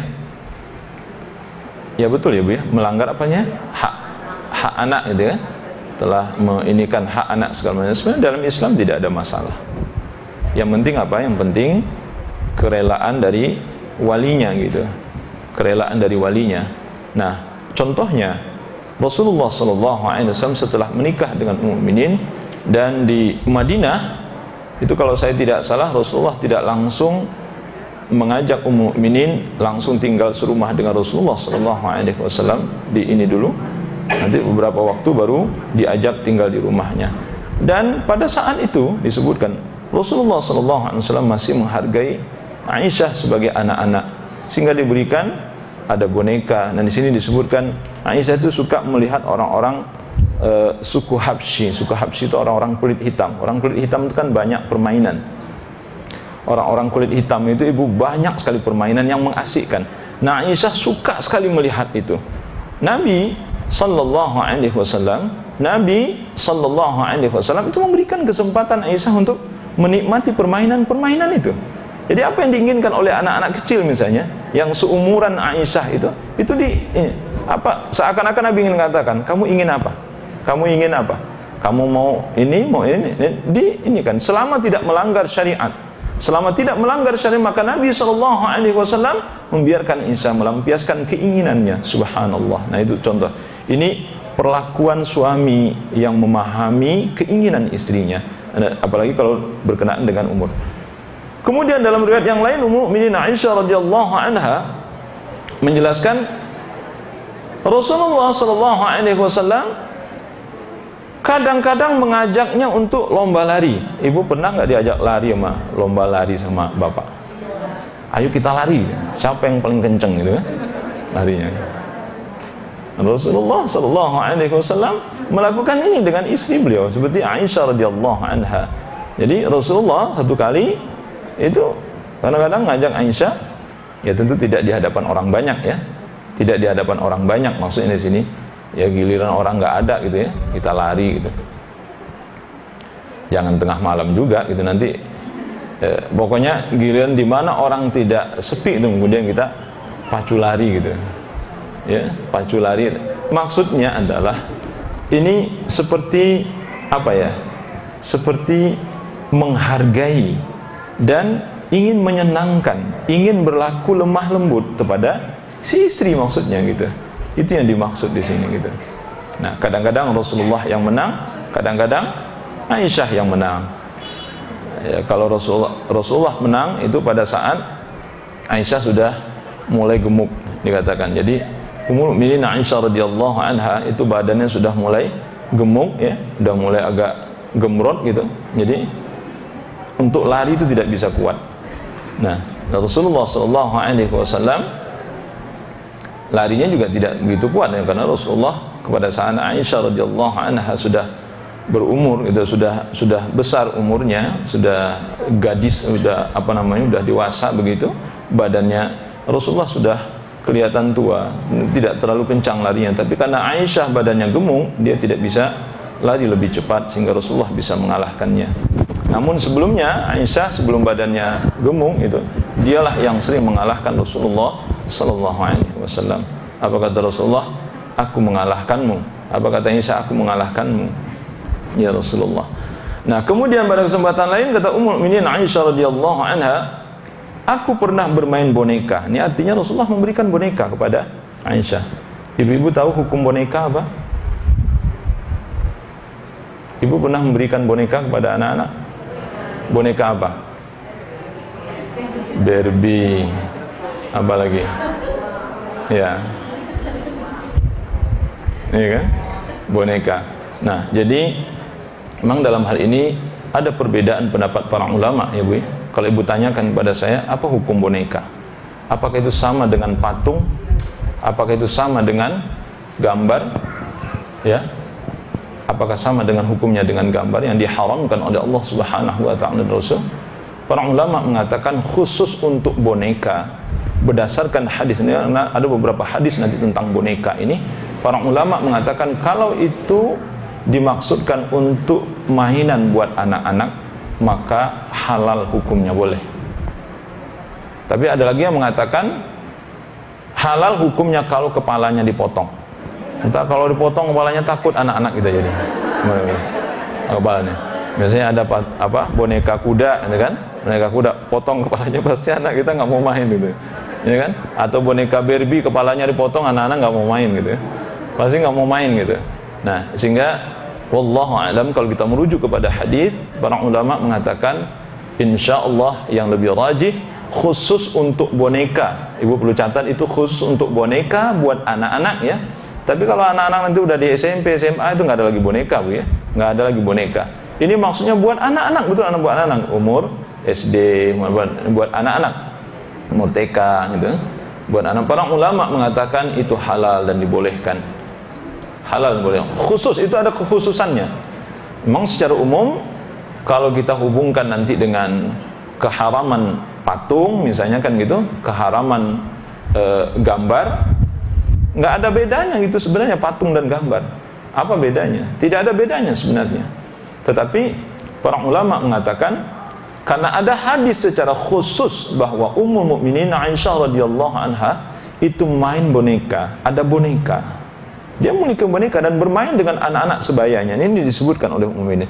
Aku pernah bermain boneka di tempat Nabi SAW. Aku memiliki teman-teman sebaya yang ikut bermain boneka bersamaku. Jika Rasulullah SAW masuk, mereka langsung berhamburan keluar rumah, lari gitu. Jadi anak-anak sebaya dengan Ummul Mukminin Aisyah. Beliau lantas membawa mereka kepadaku dan mereka pun main lagi denganku. Jadi ketika anak-anak sedang bermain dengan Ummul Mukminin, Rasulullah datang, anak-anak itu menjadi malu dengan Rasulullah, kemudian pergi. Rasulullah malah menjemput anak-anak yang lari ini, main saja dengan Aisyah, tidak apa-apa. Artinya Nabi memberikan kesempatan main boneka kepada Aisyah. Jadi boneka, sekali lagi, memang nanti ibu, satu pendapat yang lain mengatakan hukumnya tetap haram. Boneka hukumnya haram. Benda hidup, apa namanya, makhluk hidup, apakah boneka Barbie, boneka manusia, boneka binatang, hewan, misalnya ada harimau, ada apa, ada panda, ada segala macam gitu. Satu pendapat mengatakan hukumnya tetap haram. Nah, kalau ingin halal, potong kepalanya atau tutup kepalanya. Nah, itu yang benar, tutup kepalanya gitu. Ibu-ibu nanti kalau apa namanya berjualan, ya kan ada ibu-ibu kalau jualan itu kan ada ini Bu, ada apa? Ada patung ya, ada patung itu. Saya ingatkan ibu, hati-hati ya, tutup kepalanya ya. Tutup kepalanya atau potong kepalanya. Itu ada hadisnya.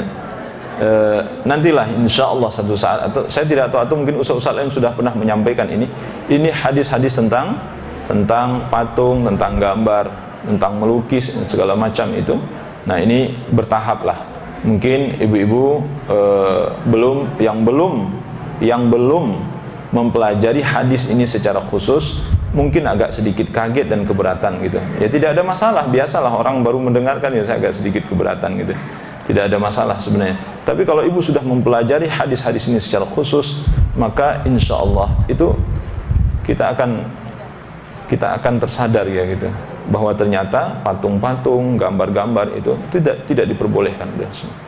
Dan satu hal saja yang membuat ibu mungkin barangkali yang belum pernah mendengar hadis ini, malaikat tidak akan masuk ke dalam rumah yang ada gambar. Maksudnya gambar ini ya Bu ya, gambar hidup ya Bu ya. Ya gambar foto, ya foto kita, foto siapa kan, yang hidup ya. Beda dengan gambar misalnya ada hutan, ada langit, ada pantai, ada gunung, ada apa gitu kan. Nah itu nggak ada masalah. Atau mungkin gambar masjid, gambar Ka'bah misalnya, nggak ada masalah, orang mengatakan. Tapi kalau gambar makhluk hidup, Rasulullah pastikan malaikat tidak masuk ke dalam rumah itu. Malaikat tidak masuk ke dalam rumah yang ada gambarnya, ada patungnya, ada anjingnya. Ada anjingnya. Maka jauhlah rumah itu dari rahmat Allah, dan itu hadisnya sahih dari Rasulullah sallallahu alaihi wasallam. Nah, oleh karena itu ada ulama yang ini tentunya untuk berhati-hati ya Bu ya. Boneka, ini sedikit menyinggung masalah boneka. Boneka karena ini bagian dari yang kan bentuk gambar bahkan berwujud seperti patung gitu. Nah, sehingga ada ulama mengatakan ini hukumnya sama dengan patung, yakni haram. Gitu Ibu. Nah, untuk berhati-hati tutup gitu. Namun sekali lagi ada pendapat lain yang mengatakan, dan saya sebenarnya lebih cenderung, kenapa? Karena ada hadis secara khusus mengatakan bahwa Aisyah itu kepala bonekanya tidak ditutup. Itu bonekanya boneka apa? Boneka anak-anak. Boneka ini maksudnya kayak bayi-bayian itu. Bayi-bayi ini. Manusia maksudnya. Jadi sudah ada dari dulu. Dan itu tidak dilarang oleh Rasulullah sallallahu alaihi wasallam. Nah, wallahu a'lam bishawab. Nah, ini perlu diperhatikan oleh suami. Tapi untuk kasus ini saya kira memang agak jarang juga ya. Agak jarang kita temukan di negeri kita adanya menikah anak di bawah umur ya, seperti yang dilakukan oleh Rasulullah. Dulu pernah ada kasus ya, saya lupa siapa yang menikah dengan anak di bawah umur itu. Ya. Ya. Nah, tetapi menuai kritikan yang ini ya besar sekali dari masyarakat gitu. Gitu. Kemudian yang keenam adalah bercengkrama dan berbincang-bincang dengan istri serta mendengarkan ceritanya, keluhannya, apanya. Pokoknya dengarkan keluhan istri, dengarkan bincang apa dia yang cerita apa sih sebenarnya. Jadi suami itu memang harus menyediakan satu waktu untuk istrinya gitu. Jadi mungkin istriku ini mau cerita apa gitu ya. Jadi dia harus dengarkan gitu. Nah, sama seperti ibu ya. Ibu harus menyediakan waktu untuk suami, dengarkan suami mau cerita apa gitu. Ya. Dengarkan gitu. Ya, dengarkan saja gitu. Jadi betul-betul menyediakan waktu dan tenaga untuk melayani istri dengan baik, itu bagi seorang suami, termasuk mendengarkan cerita. Dia mau cerita apa nih cerita hari ini ya. Sejak aku pergi dari pagi gitu, misalnya sampai sore, malam suaminya baru pulang, ya udah, kamu mau cerita apa, cerita, saya mau dengar gitu. Nah, ini pernah terjadi.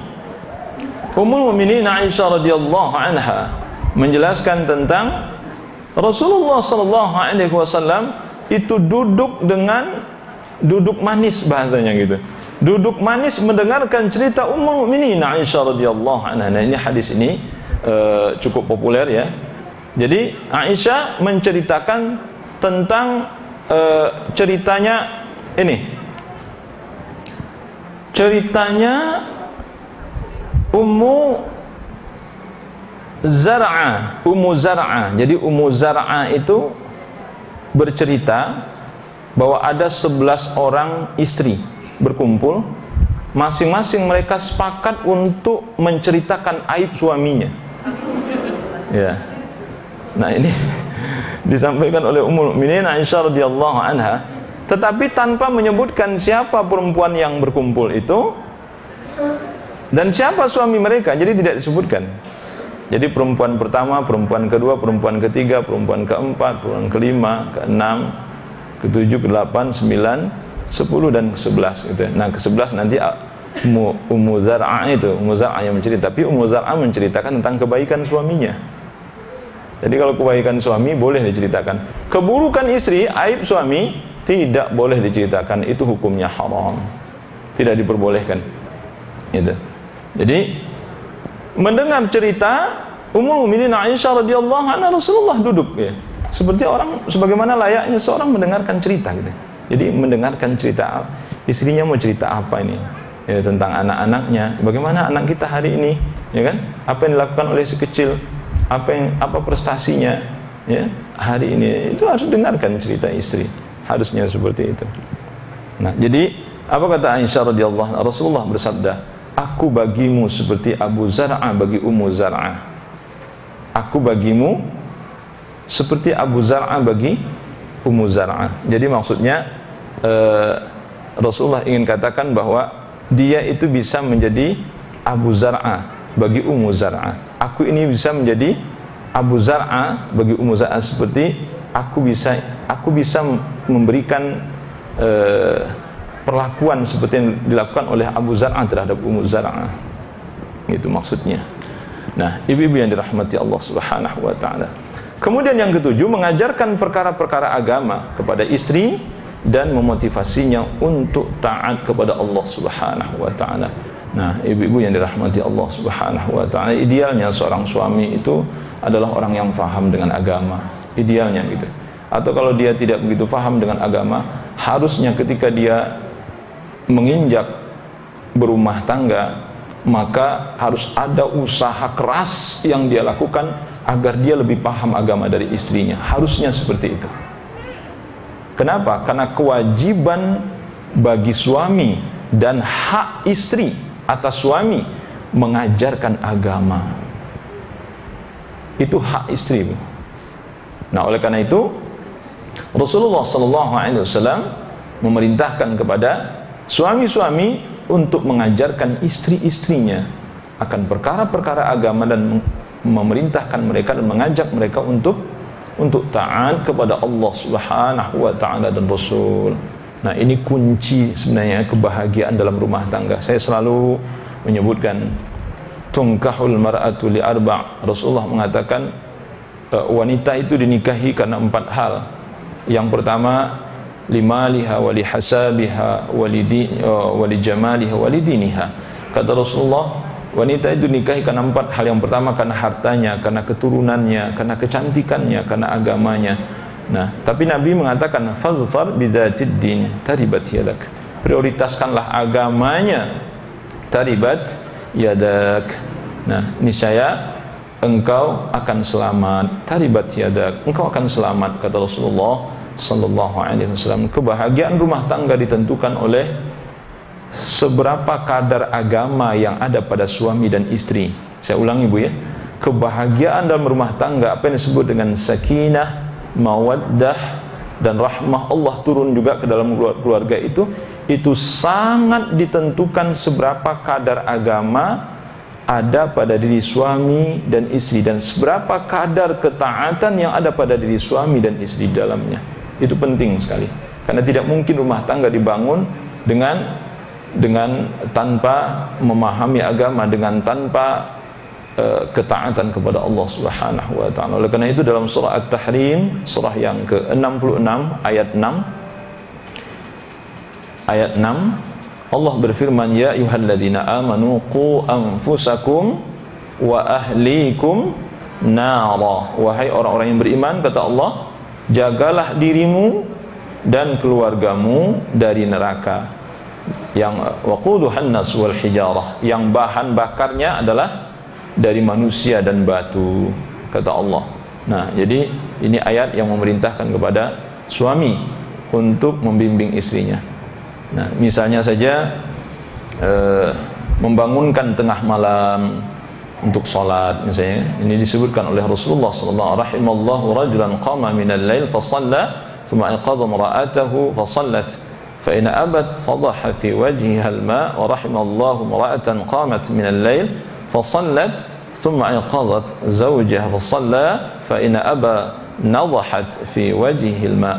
Kata Rasulullah SAW, semoga Allah memberikan rahmat kepada seorang suami yang bangun malam, ya, bangun di sebahagian malam, kemudian dia salat, kemudian dia membangunkan istrinya. Nah, luar biasa ibu ya.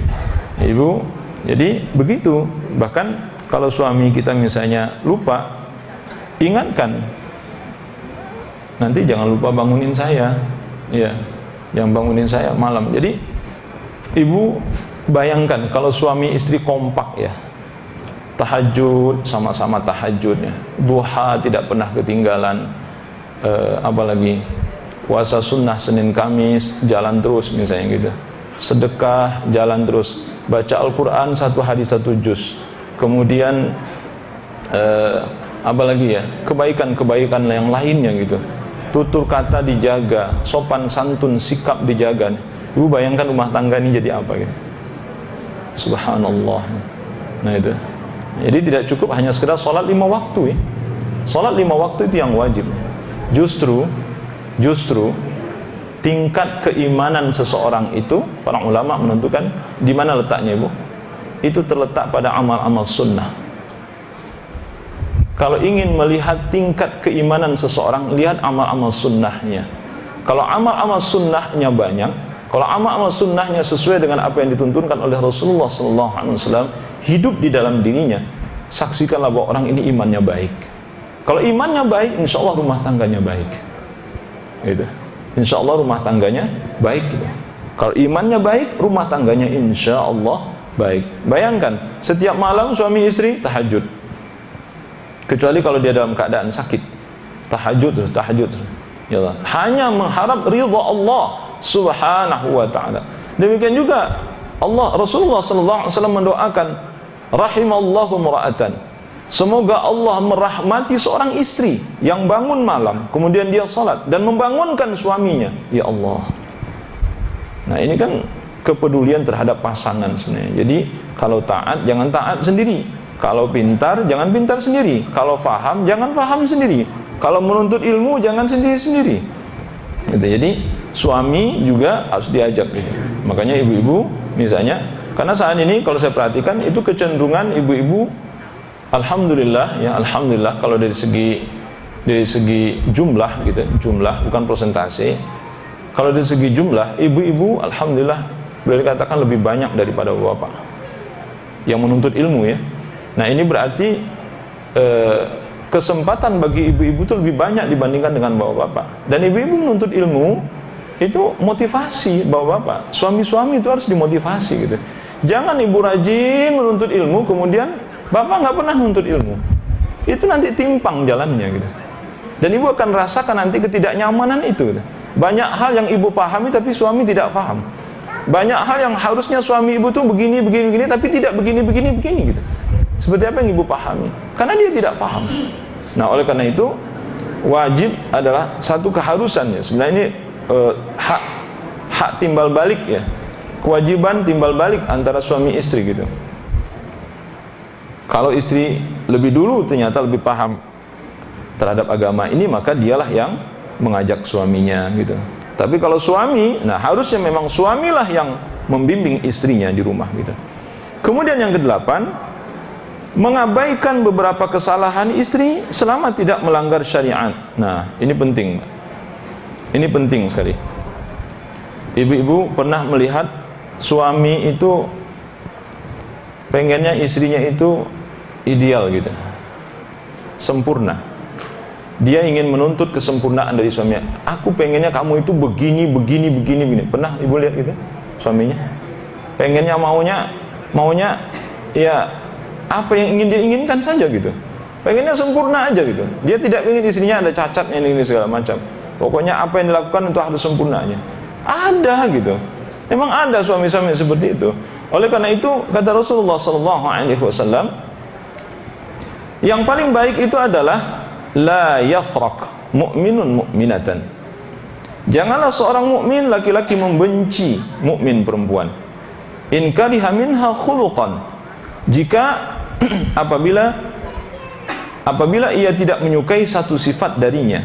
Jadi ada satu sifat yang tidak baik dari istrinya itu, kata Nabi, jangan membenci gitu. Karena sifat itu. Apa kata Nabi? Radiya minha akhar. Maka ia menyayangi, ridha dengan sifat yang lain. Maksudnya begini, ketika kita melihat pada pasangan kita ini ada sifat-sifat yang tidak baik, itu satu sifat. Bandingkan mana yang lebih banyak sifat baik dan sifat buruknya. Nah biasanya insya Allah dalam kehidupan berkeluarga kita lebih banyak melihat pasangan kita ini sifat baiknya daripada buruknya. Jadi maksud Nabi itu begini, kalau engkau melihat ada sifat yang tidak baik pada dirinya, maka ingatlah dia memiliki sifat baik. Sifat buruk dalam dirinya, di samping itu dia memiliki sifat baik. Sifat buruk nanti dia ada sifat baik. Ada sifat baik dan hendaknya harus ditutupi oleh itu.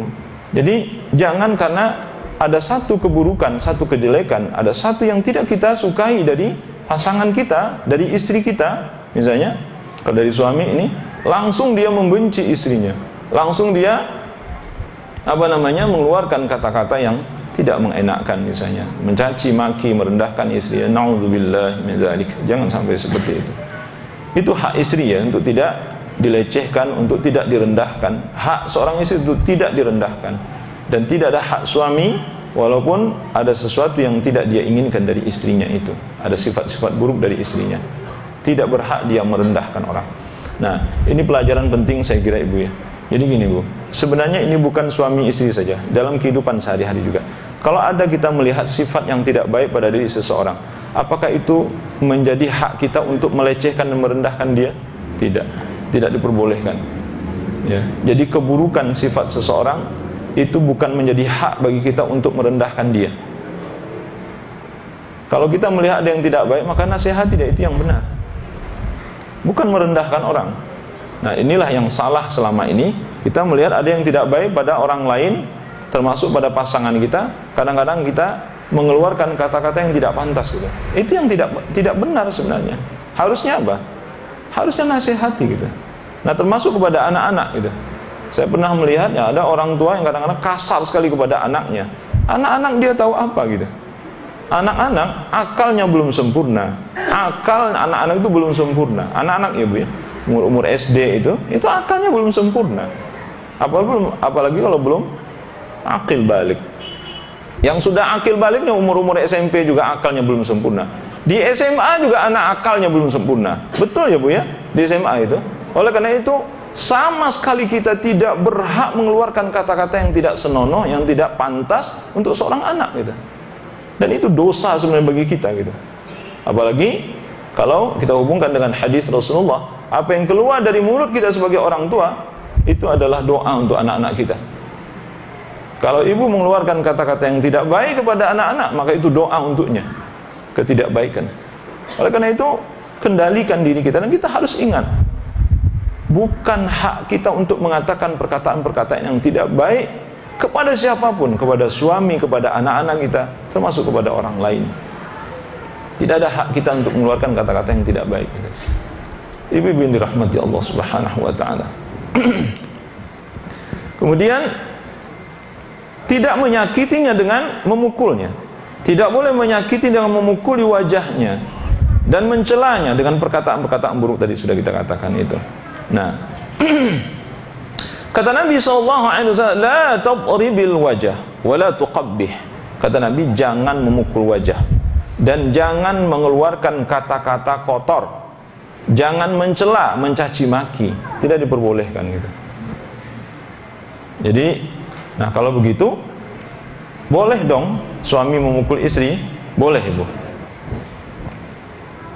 Dalam hadis yang lain Rasulullah SAW, la yajlidu ahadukum imra'atahu jaldal 'abd. Kata Nabi, janganlah salah seorang dari kalian mencambuk istrinya sebagaimana dia mencambuk budaknya. Thumma yujami'uha fi akhiril yaum. Kemudian di malam hari dia menggauli istrinya. Aneh nggak nih Bu? Di siang hari dia pukul istrinya, di malam hari dia gauli istrinya. Nah, jadi ini perlakuan apa? Ini manusia atau bukan yang seperti ini? Nggak boleh gitu. Nah, jadi hal-hal yang ini akhlak-akhlak yang tidak baik sebenarnya. Tapi apa yang dikatakan oleh Rasulullah ini Bu, ini terjadi ya. Ini terjadi di masyarakat kita. Yang seperti ini terjadi gitu. Terutama sekali orang-orang awam, orang-orang seperti suami yang ingin menunjukkan kekuasaan dia, enak saya memukul istrinya, di malam hari dia minta berhubungan badan dengan istrinya. Astagfirullah. Nah, itu terjadi gitu. Dan rumah tangga seperti itu. Mungkin ibu pernah juga menyaksikan itu. Tapi ini terjadi ya, makanya Nabi larang gitu. Apalagi sampai mencambuk, memukul istri seperti memukul seorang budak. Na'udzubillah, tidak diperbolehkan. Nah, jadi para ulama mengatakan memukul istri itu boleh, tetapi tidak boleh bagian wajah. Adakah ayatnya? Ada. Ayat Allah Subhanahu wa taala. Ayat Allah Subhanahu wa taala yang terdapat di dalam surah An-Nisa ayat 34. Kata Nabi, kata Allah, wallati takhafuna nushuzahunna fa'idhuhunna wahjuruhunna fil madaji' wadribuhunna. Kata Allah Subhanahu wa taala, wanita-wanita yang nusyuz, wanita-wanita yang engkau khawatirkan kenusyuzannya, yang engkau takut dengan nusyuznya, apa kata Allah? Ingatkan mereka, nasihati mereka, itu yang pertama. Yang kedua, pisah ranjang. Ini untuk memberikan pelajaran sebenarnya, pisah ranjang. Setelah diingatkan, pisah ranjang, enggak mempan juga, apa kata Allah? Wadribuhunna, pukul mereka. Dia Allah membolehkan suami memukul istri. Tetapi kata Nabi, la tadribil wajah. Tidak boleh memukul wajah. Mungkin punggungnya, mungkin kakinya, mungkin tangannya, mungkin apalah gitu ya, selain dari wajahnya. Dan memukul ini pun disebutkan oleh para ulama, tak lain tak bukan tujuannya adalah untuk menyadarkan dia. Jadi kalau seorang istri belum pernah dipukul, selama ini disayang, melunjak, makin ini akhirnya melakukan hal-hal yang tidak disenangi oleh suaminya misalnya. Nah, suaminya mengingatkan dia, habis itu pisah ranjang, nggak mempan juga, kata Allah boleh pukul. Nah, mungkin mukulnya itu ya nampar kakinya atau nampar apanya gitu kan. Nah, tapi itu dimaksudkan hanya untuk menyadarkan si istri agar dia tidak lagi melakukan kedurhakaan kepada suaminya. Itu yang dimaksud. Yang ke-10, tidak mendiamkannya kecuali di luar rumah. Tidak mendiamkannya kecuali di luar rumah. Apa maksudnya Ibu? Ya, kecuali di dalam rumah, bukan di luar rumah ya Bu. Kecuali di dalam rumah. Jadi kalau marahan maksudnya gitu, ya enggak tegur sapa, di dalam rumah saja gitu. Di luar jangan diperlihatkan kalau kita tidak sedang harmonis gitu. Kalau kita sedang musuhan gitu, jangan diperlihatkan gitu maksudnya. Jadi kalau kita lagi berantem gitu, cukuplah berantem itu kita berdua saja yang tahu. Jangan diumumin ke orang banyak. Ya, kalau kita lagi tidak akur misalnya seperti itu. Jadi, ya kan? Jadi harus disembunyikan gitu. Jadi kalau siapa sih keluarga yang tidak ada masalah? Ibu sejak menikah Tidak ada masalah atau bagaimana? Ya. Tidak ada orang yang tidak ada masalah gitu. Pasti setiap keluarga pasti ada masalah, pasti. Marahan-marahan itu biasa dalam rumah tangga itu.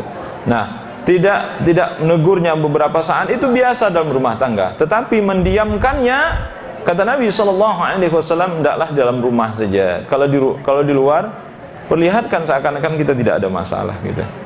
Kemudian menjaga kesucian istri. Suami wajib menjaga kesucian istrinya. Dengan cara apa? Nah, di sini dijelaskan oleh para ulama adalah dengan menjaga hubungan intim, hubungan badan. Ini penting ya Bu ya. Jadi dari awal saya sudah sampaikan pada pertemuan yang pertama bahwa tak sedikit rumah tangga tercerai-berai karena hubungan intimnya tidak baik. Itu. Hubungan intimnya itu tidak baik. Oleh karena itu ini bukan perkara ringan ya. Ini bukan perkara ringan. Kata Nabi SAW kepada Uthman bin Maz'un. Uthman bin Maz'un ini pernah satu kali dia meninggalkan istrinya hanya untuk beribadah gitu. Jadi ingin fokus beribadah. Dia tinggalkan istrinya. Apa kata Rasulullah? Wa inna li ahlik 'alaika haqqan.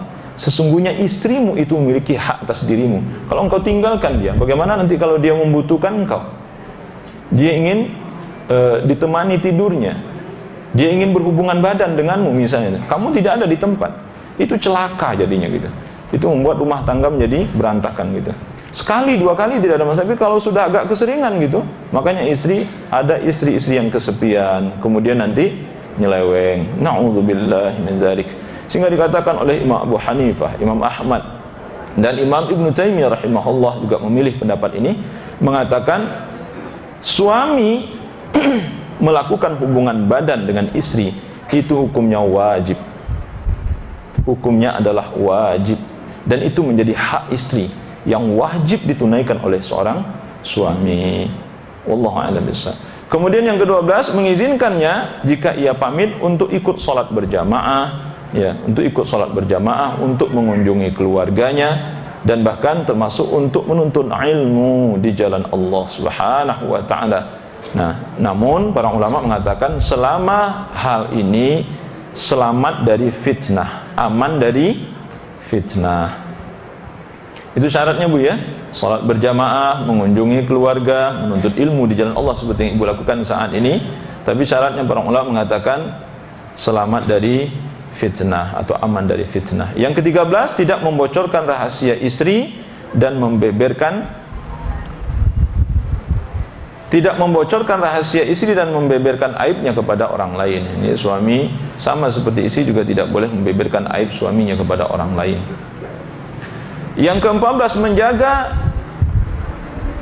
penampilan dirinya di hadapan istrinya. Ini sudah kita bahas juga ya.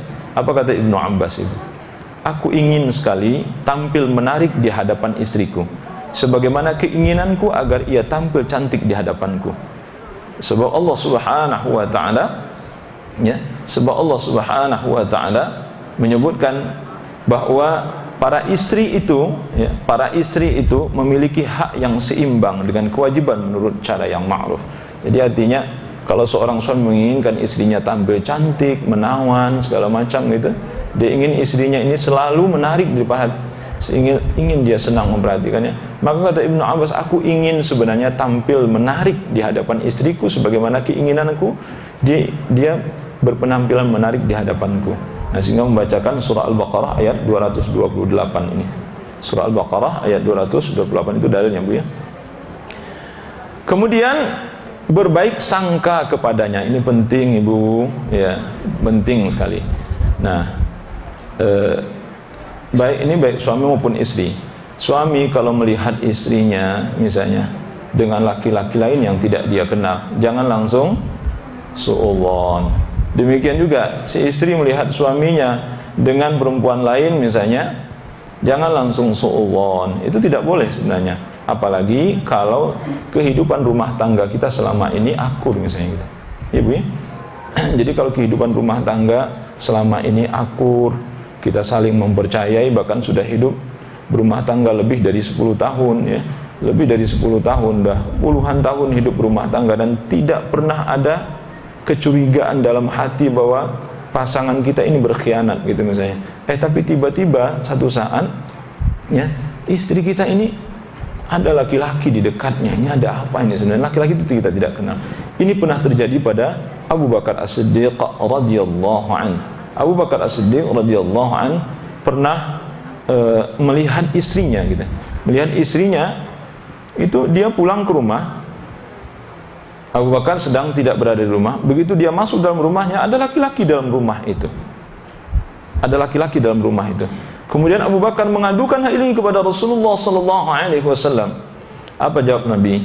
Aku menilai Asma, istrimu itu. Jadi istri dari Abu Bakar itu namanya Asma, sama dengan nama anaknya. Asma, istrimu itu adalah seorang wanita baik-baik. Kata Rasulullah. Ini Rasulullah meyakinkan Abu Bakar. Ini artinya apa? Innallaha qad bara'aha min dzalik. Sesungguhnya kata Nabi sallallahu alaihi wasallam, Allah melepaskan dia dari sangkaan-sangkaan itu. Jadi Abu Bakar mulai mencurigai istrinya gitu. Tapi Allah Subhanahu wa taala membebaskannya dari hal-hal yang buruk insyaallah kata Nabi sallallahu alaihi wasallam.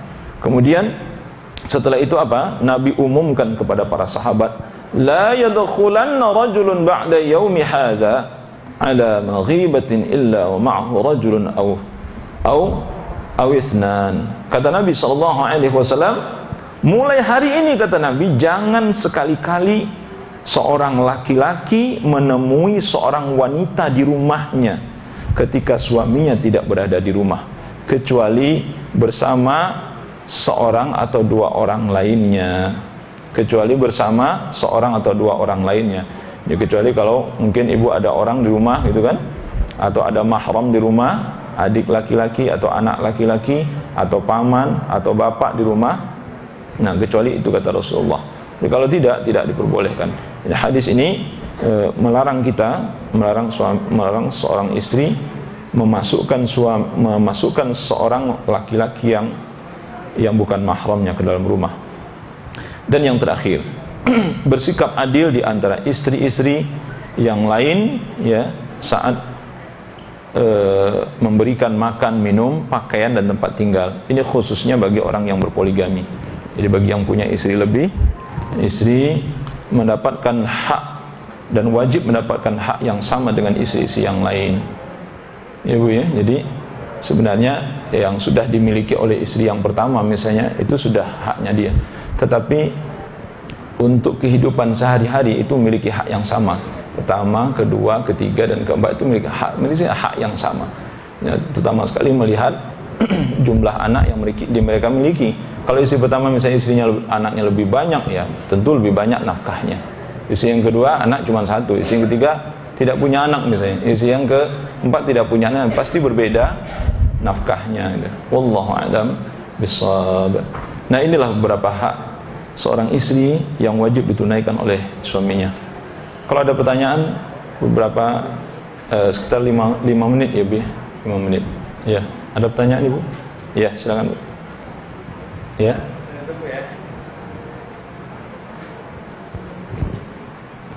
Ya. Assalamualaikum warahmatullahi wabarakatuh.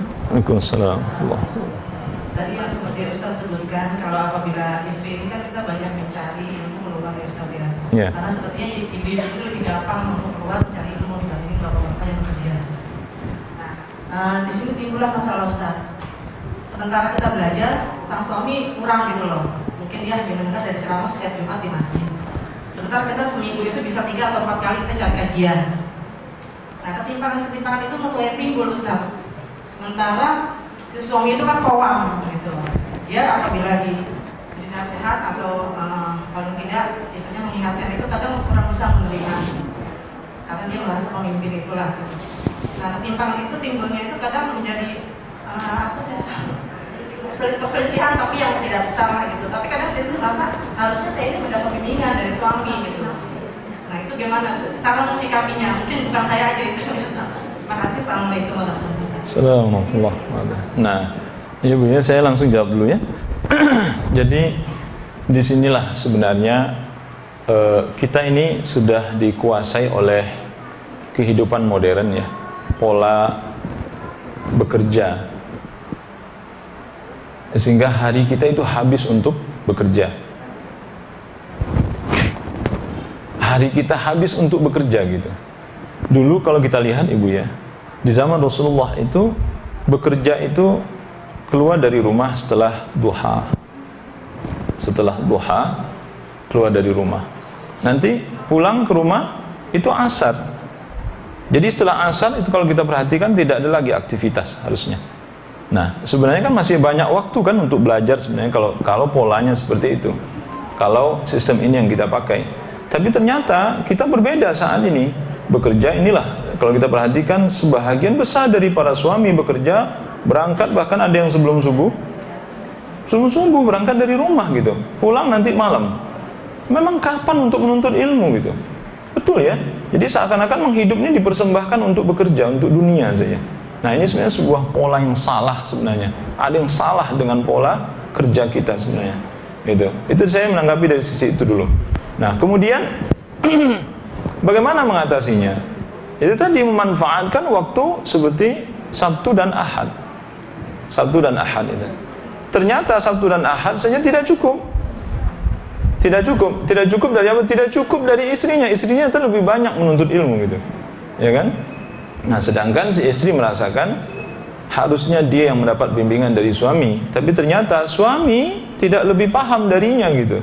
Bahkan banyak hal-hal yang terkadang menurutnya suami itu harusnya menyuruhnya begini, tapi suaminya tidak melakukan karena tidak paham. Gitu. Akhirnya terjadi apa? Terjadinya perbedaan pendapat, ya. Apa kata istrinya? Ya, masih gitu. Belajar cuma sedikit waktunya gitu. Atau mas nggak paham, ini kan udah dipelajari dulu ini. Nah akhirnya hal-hal yang seperti ini terkadang jadi begini Bu, disinilah sebenarnya dituntut ya kerendahan dan kerendahan hati, ketawaduan seorang istri gitu.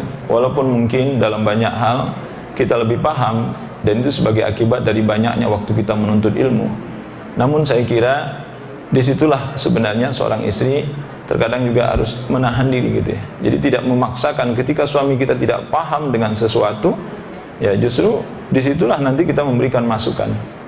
Nah, ini ujian sebenarnya bagi suami istri yang bisa kita kompromikan sebenarnya, bisa dikoordinasikan. Dan tentu melalui komunikasi yang baik. Suami istri itu harus memiliki komunikasi yang tidak ada yang ditutupi. Termasuk diantaranya seperti ini, kesediaan suami untuk menerima, untuk diingatkan. Itu harus gitu Bu. Nah ibu katakan saja, mas nanti kalau ada apa-apa, nanti kalau saya ini mas harus siap ya gitu. Karena artinya yang kita ingatkan itu ya pelajaran yang kita terima gitu. Atau hadis-hadis Rasulullah SAW. Mungkin di awal-awal ada keberatan dari suami dan itu yang harus dipahami oleh ibu. Jadi tidak walaupun dia mau menerima misalnya, dia katakan itu insya Allah dia akan menerima.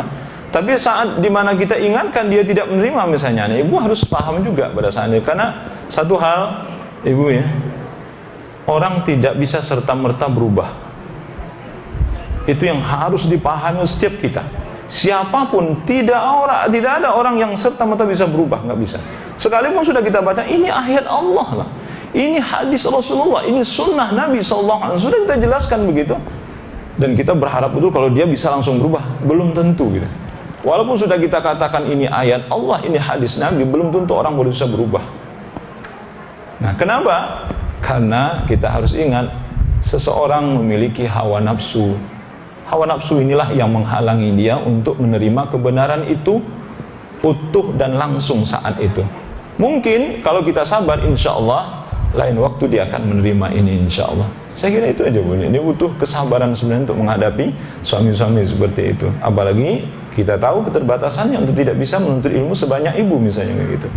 Wallahu a'lam. Dan memang ini diantara problem yang terjadi dalam rumah tangga, khususnya kita yang ibu-ibu yang khusus rajin hadir dalam majelis-majelis ilmu. Wallahu a'lam bishawab.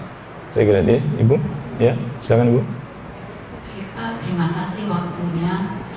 Saya tadi mendengarkan dari idealnya ya Pak, idealnya yang mencari nafkah itu kan suami, istri mendidik anak, dan mendoakan, mungkin itu sangat ideal sekali. Saya rasa hampir semua perempuan inginnya seperti itu, Pak. Yeah. Tapi kan ada sesuatu yang mungkin ada juga yang minoritas ya Pak ya, misalnya mayoritas seperti itu. Kebetulan saya sendiri, ayah saya sebenarnya mualaf ya Pak, bahkan sekolah pastur. Tapi alhamdulillah dapat hidayah menikah dengan ibu saya, Muslim yang sabar. Tapi ayah saya mungkin karena memang mengajarkan kebaikan juga ya Pak, walau bukan, alhamdulillah dapat hidayah ya Pak, masuk Muslim dengan bimbingan ibu saya. Tapi saya sebagai seorang anak perempuan yang dekat sama ayah, saya kagum dengan sifat-sifat beliau juga, mengajarkan kejujuran, ikhlas, tangan di atas, yang seperti itu ya Pak. Intinya kebaikan-kebaikan. Sehingga saya jadi seorang anak yang menjelma menjadi seorang perempuan yang ingin mempunyai suami figur seperti ayah saya. Dan akhirnya dan alhamdulillah akhirnya saya ya memang Pak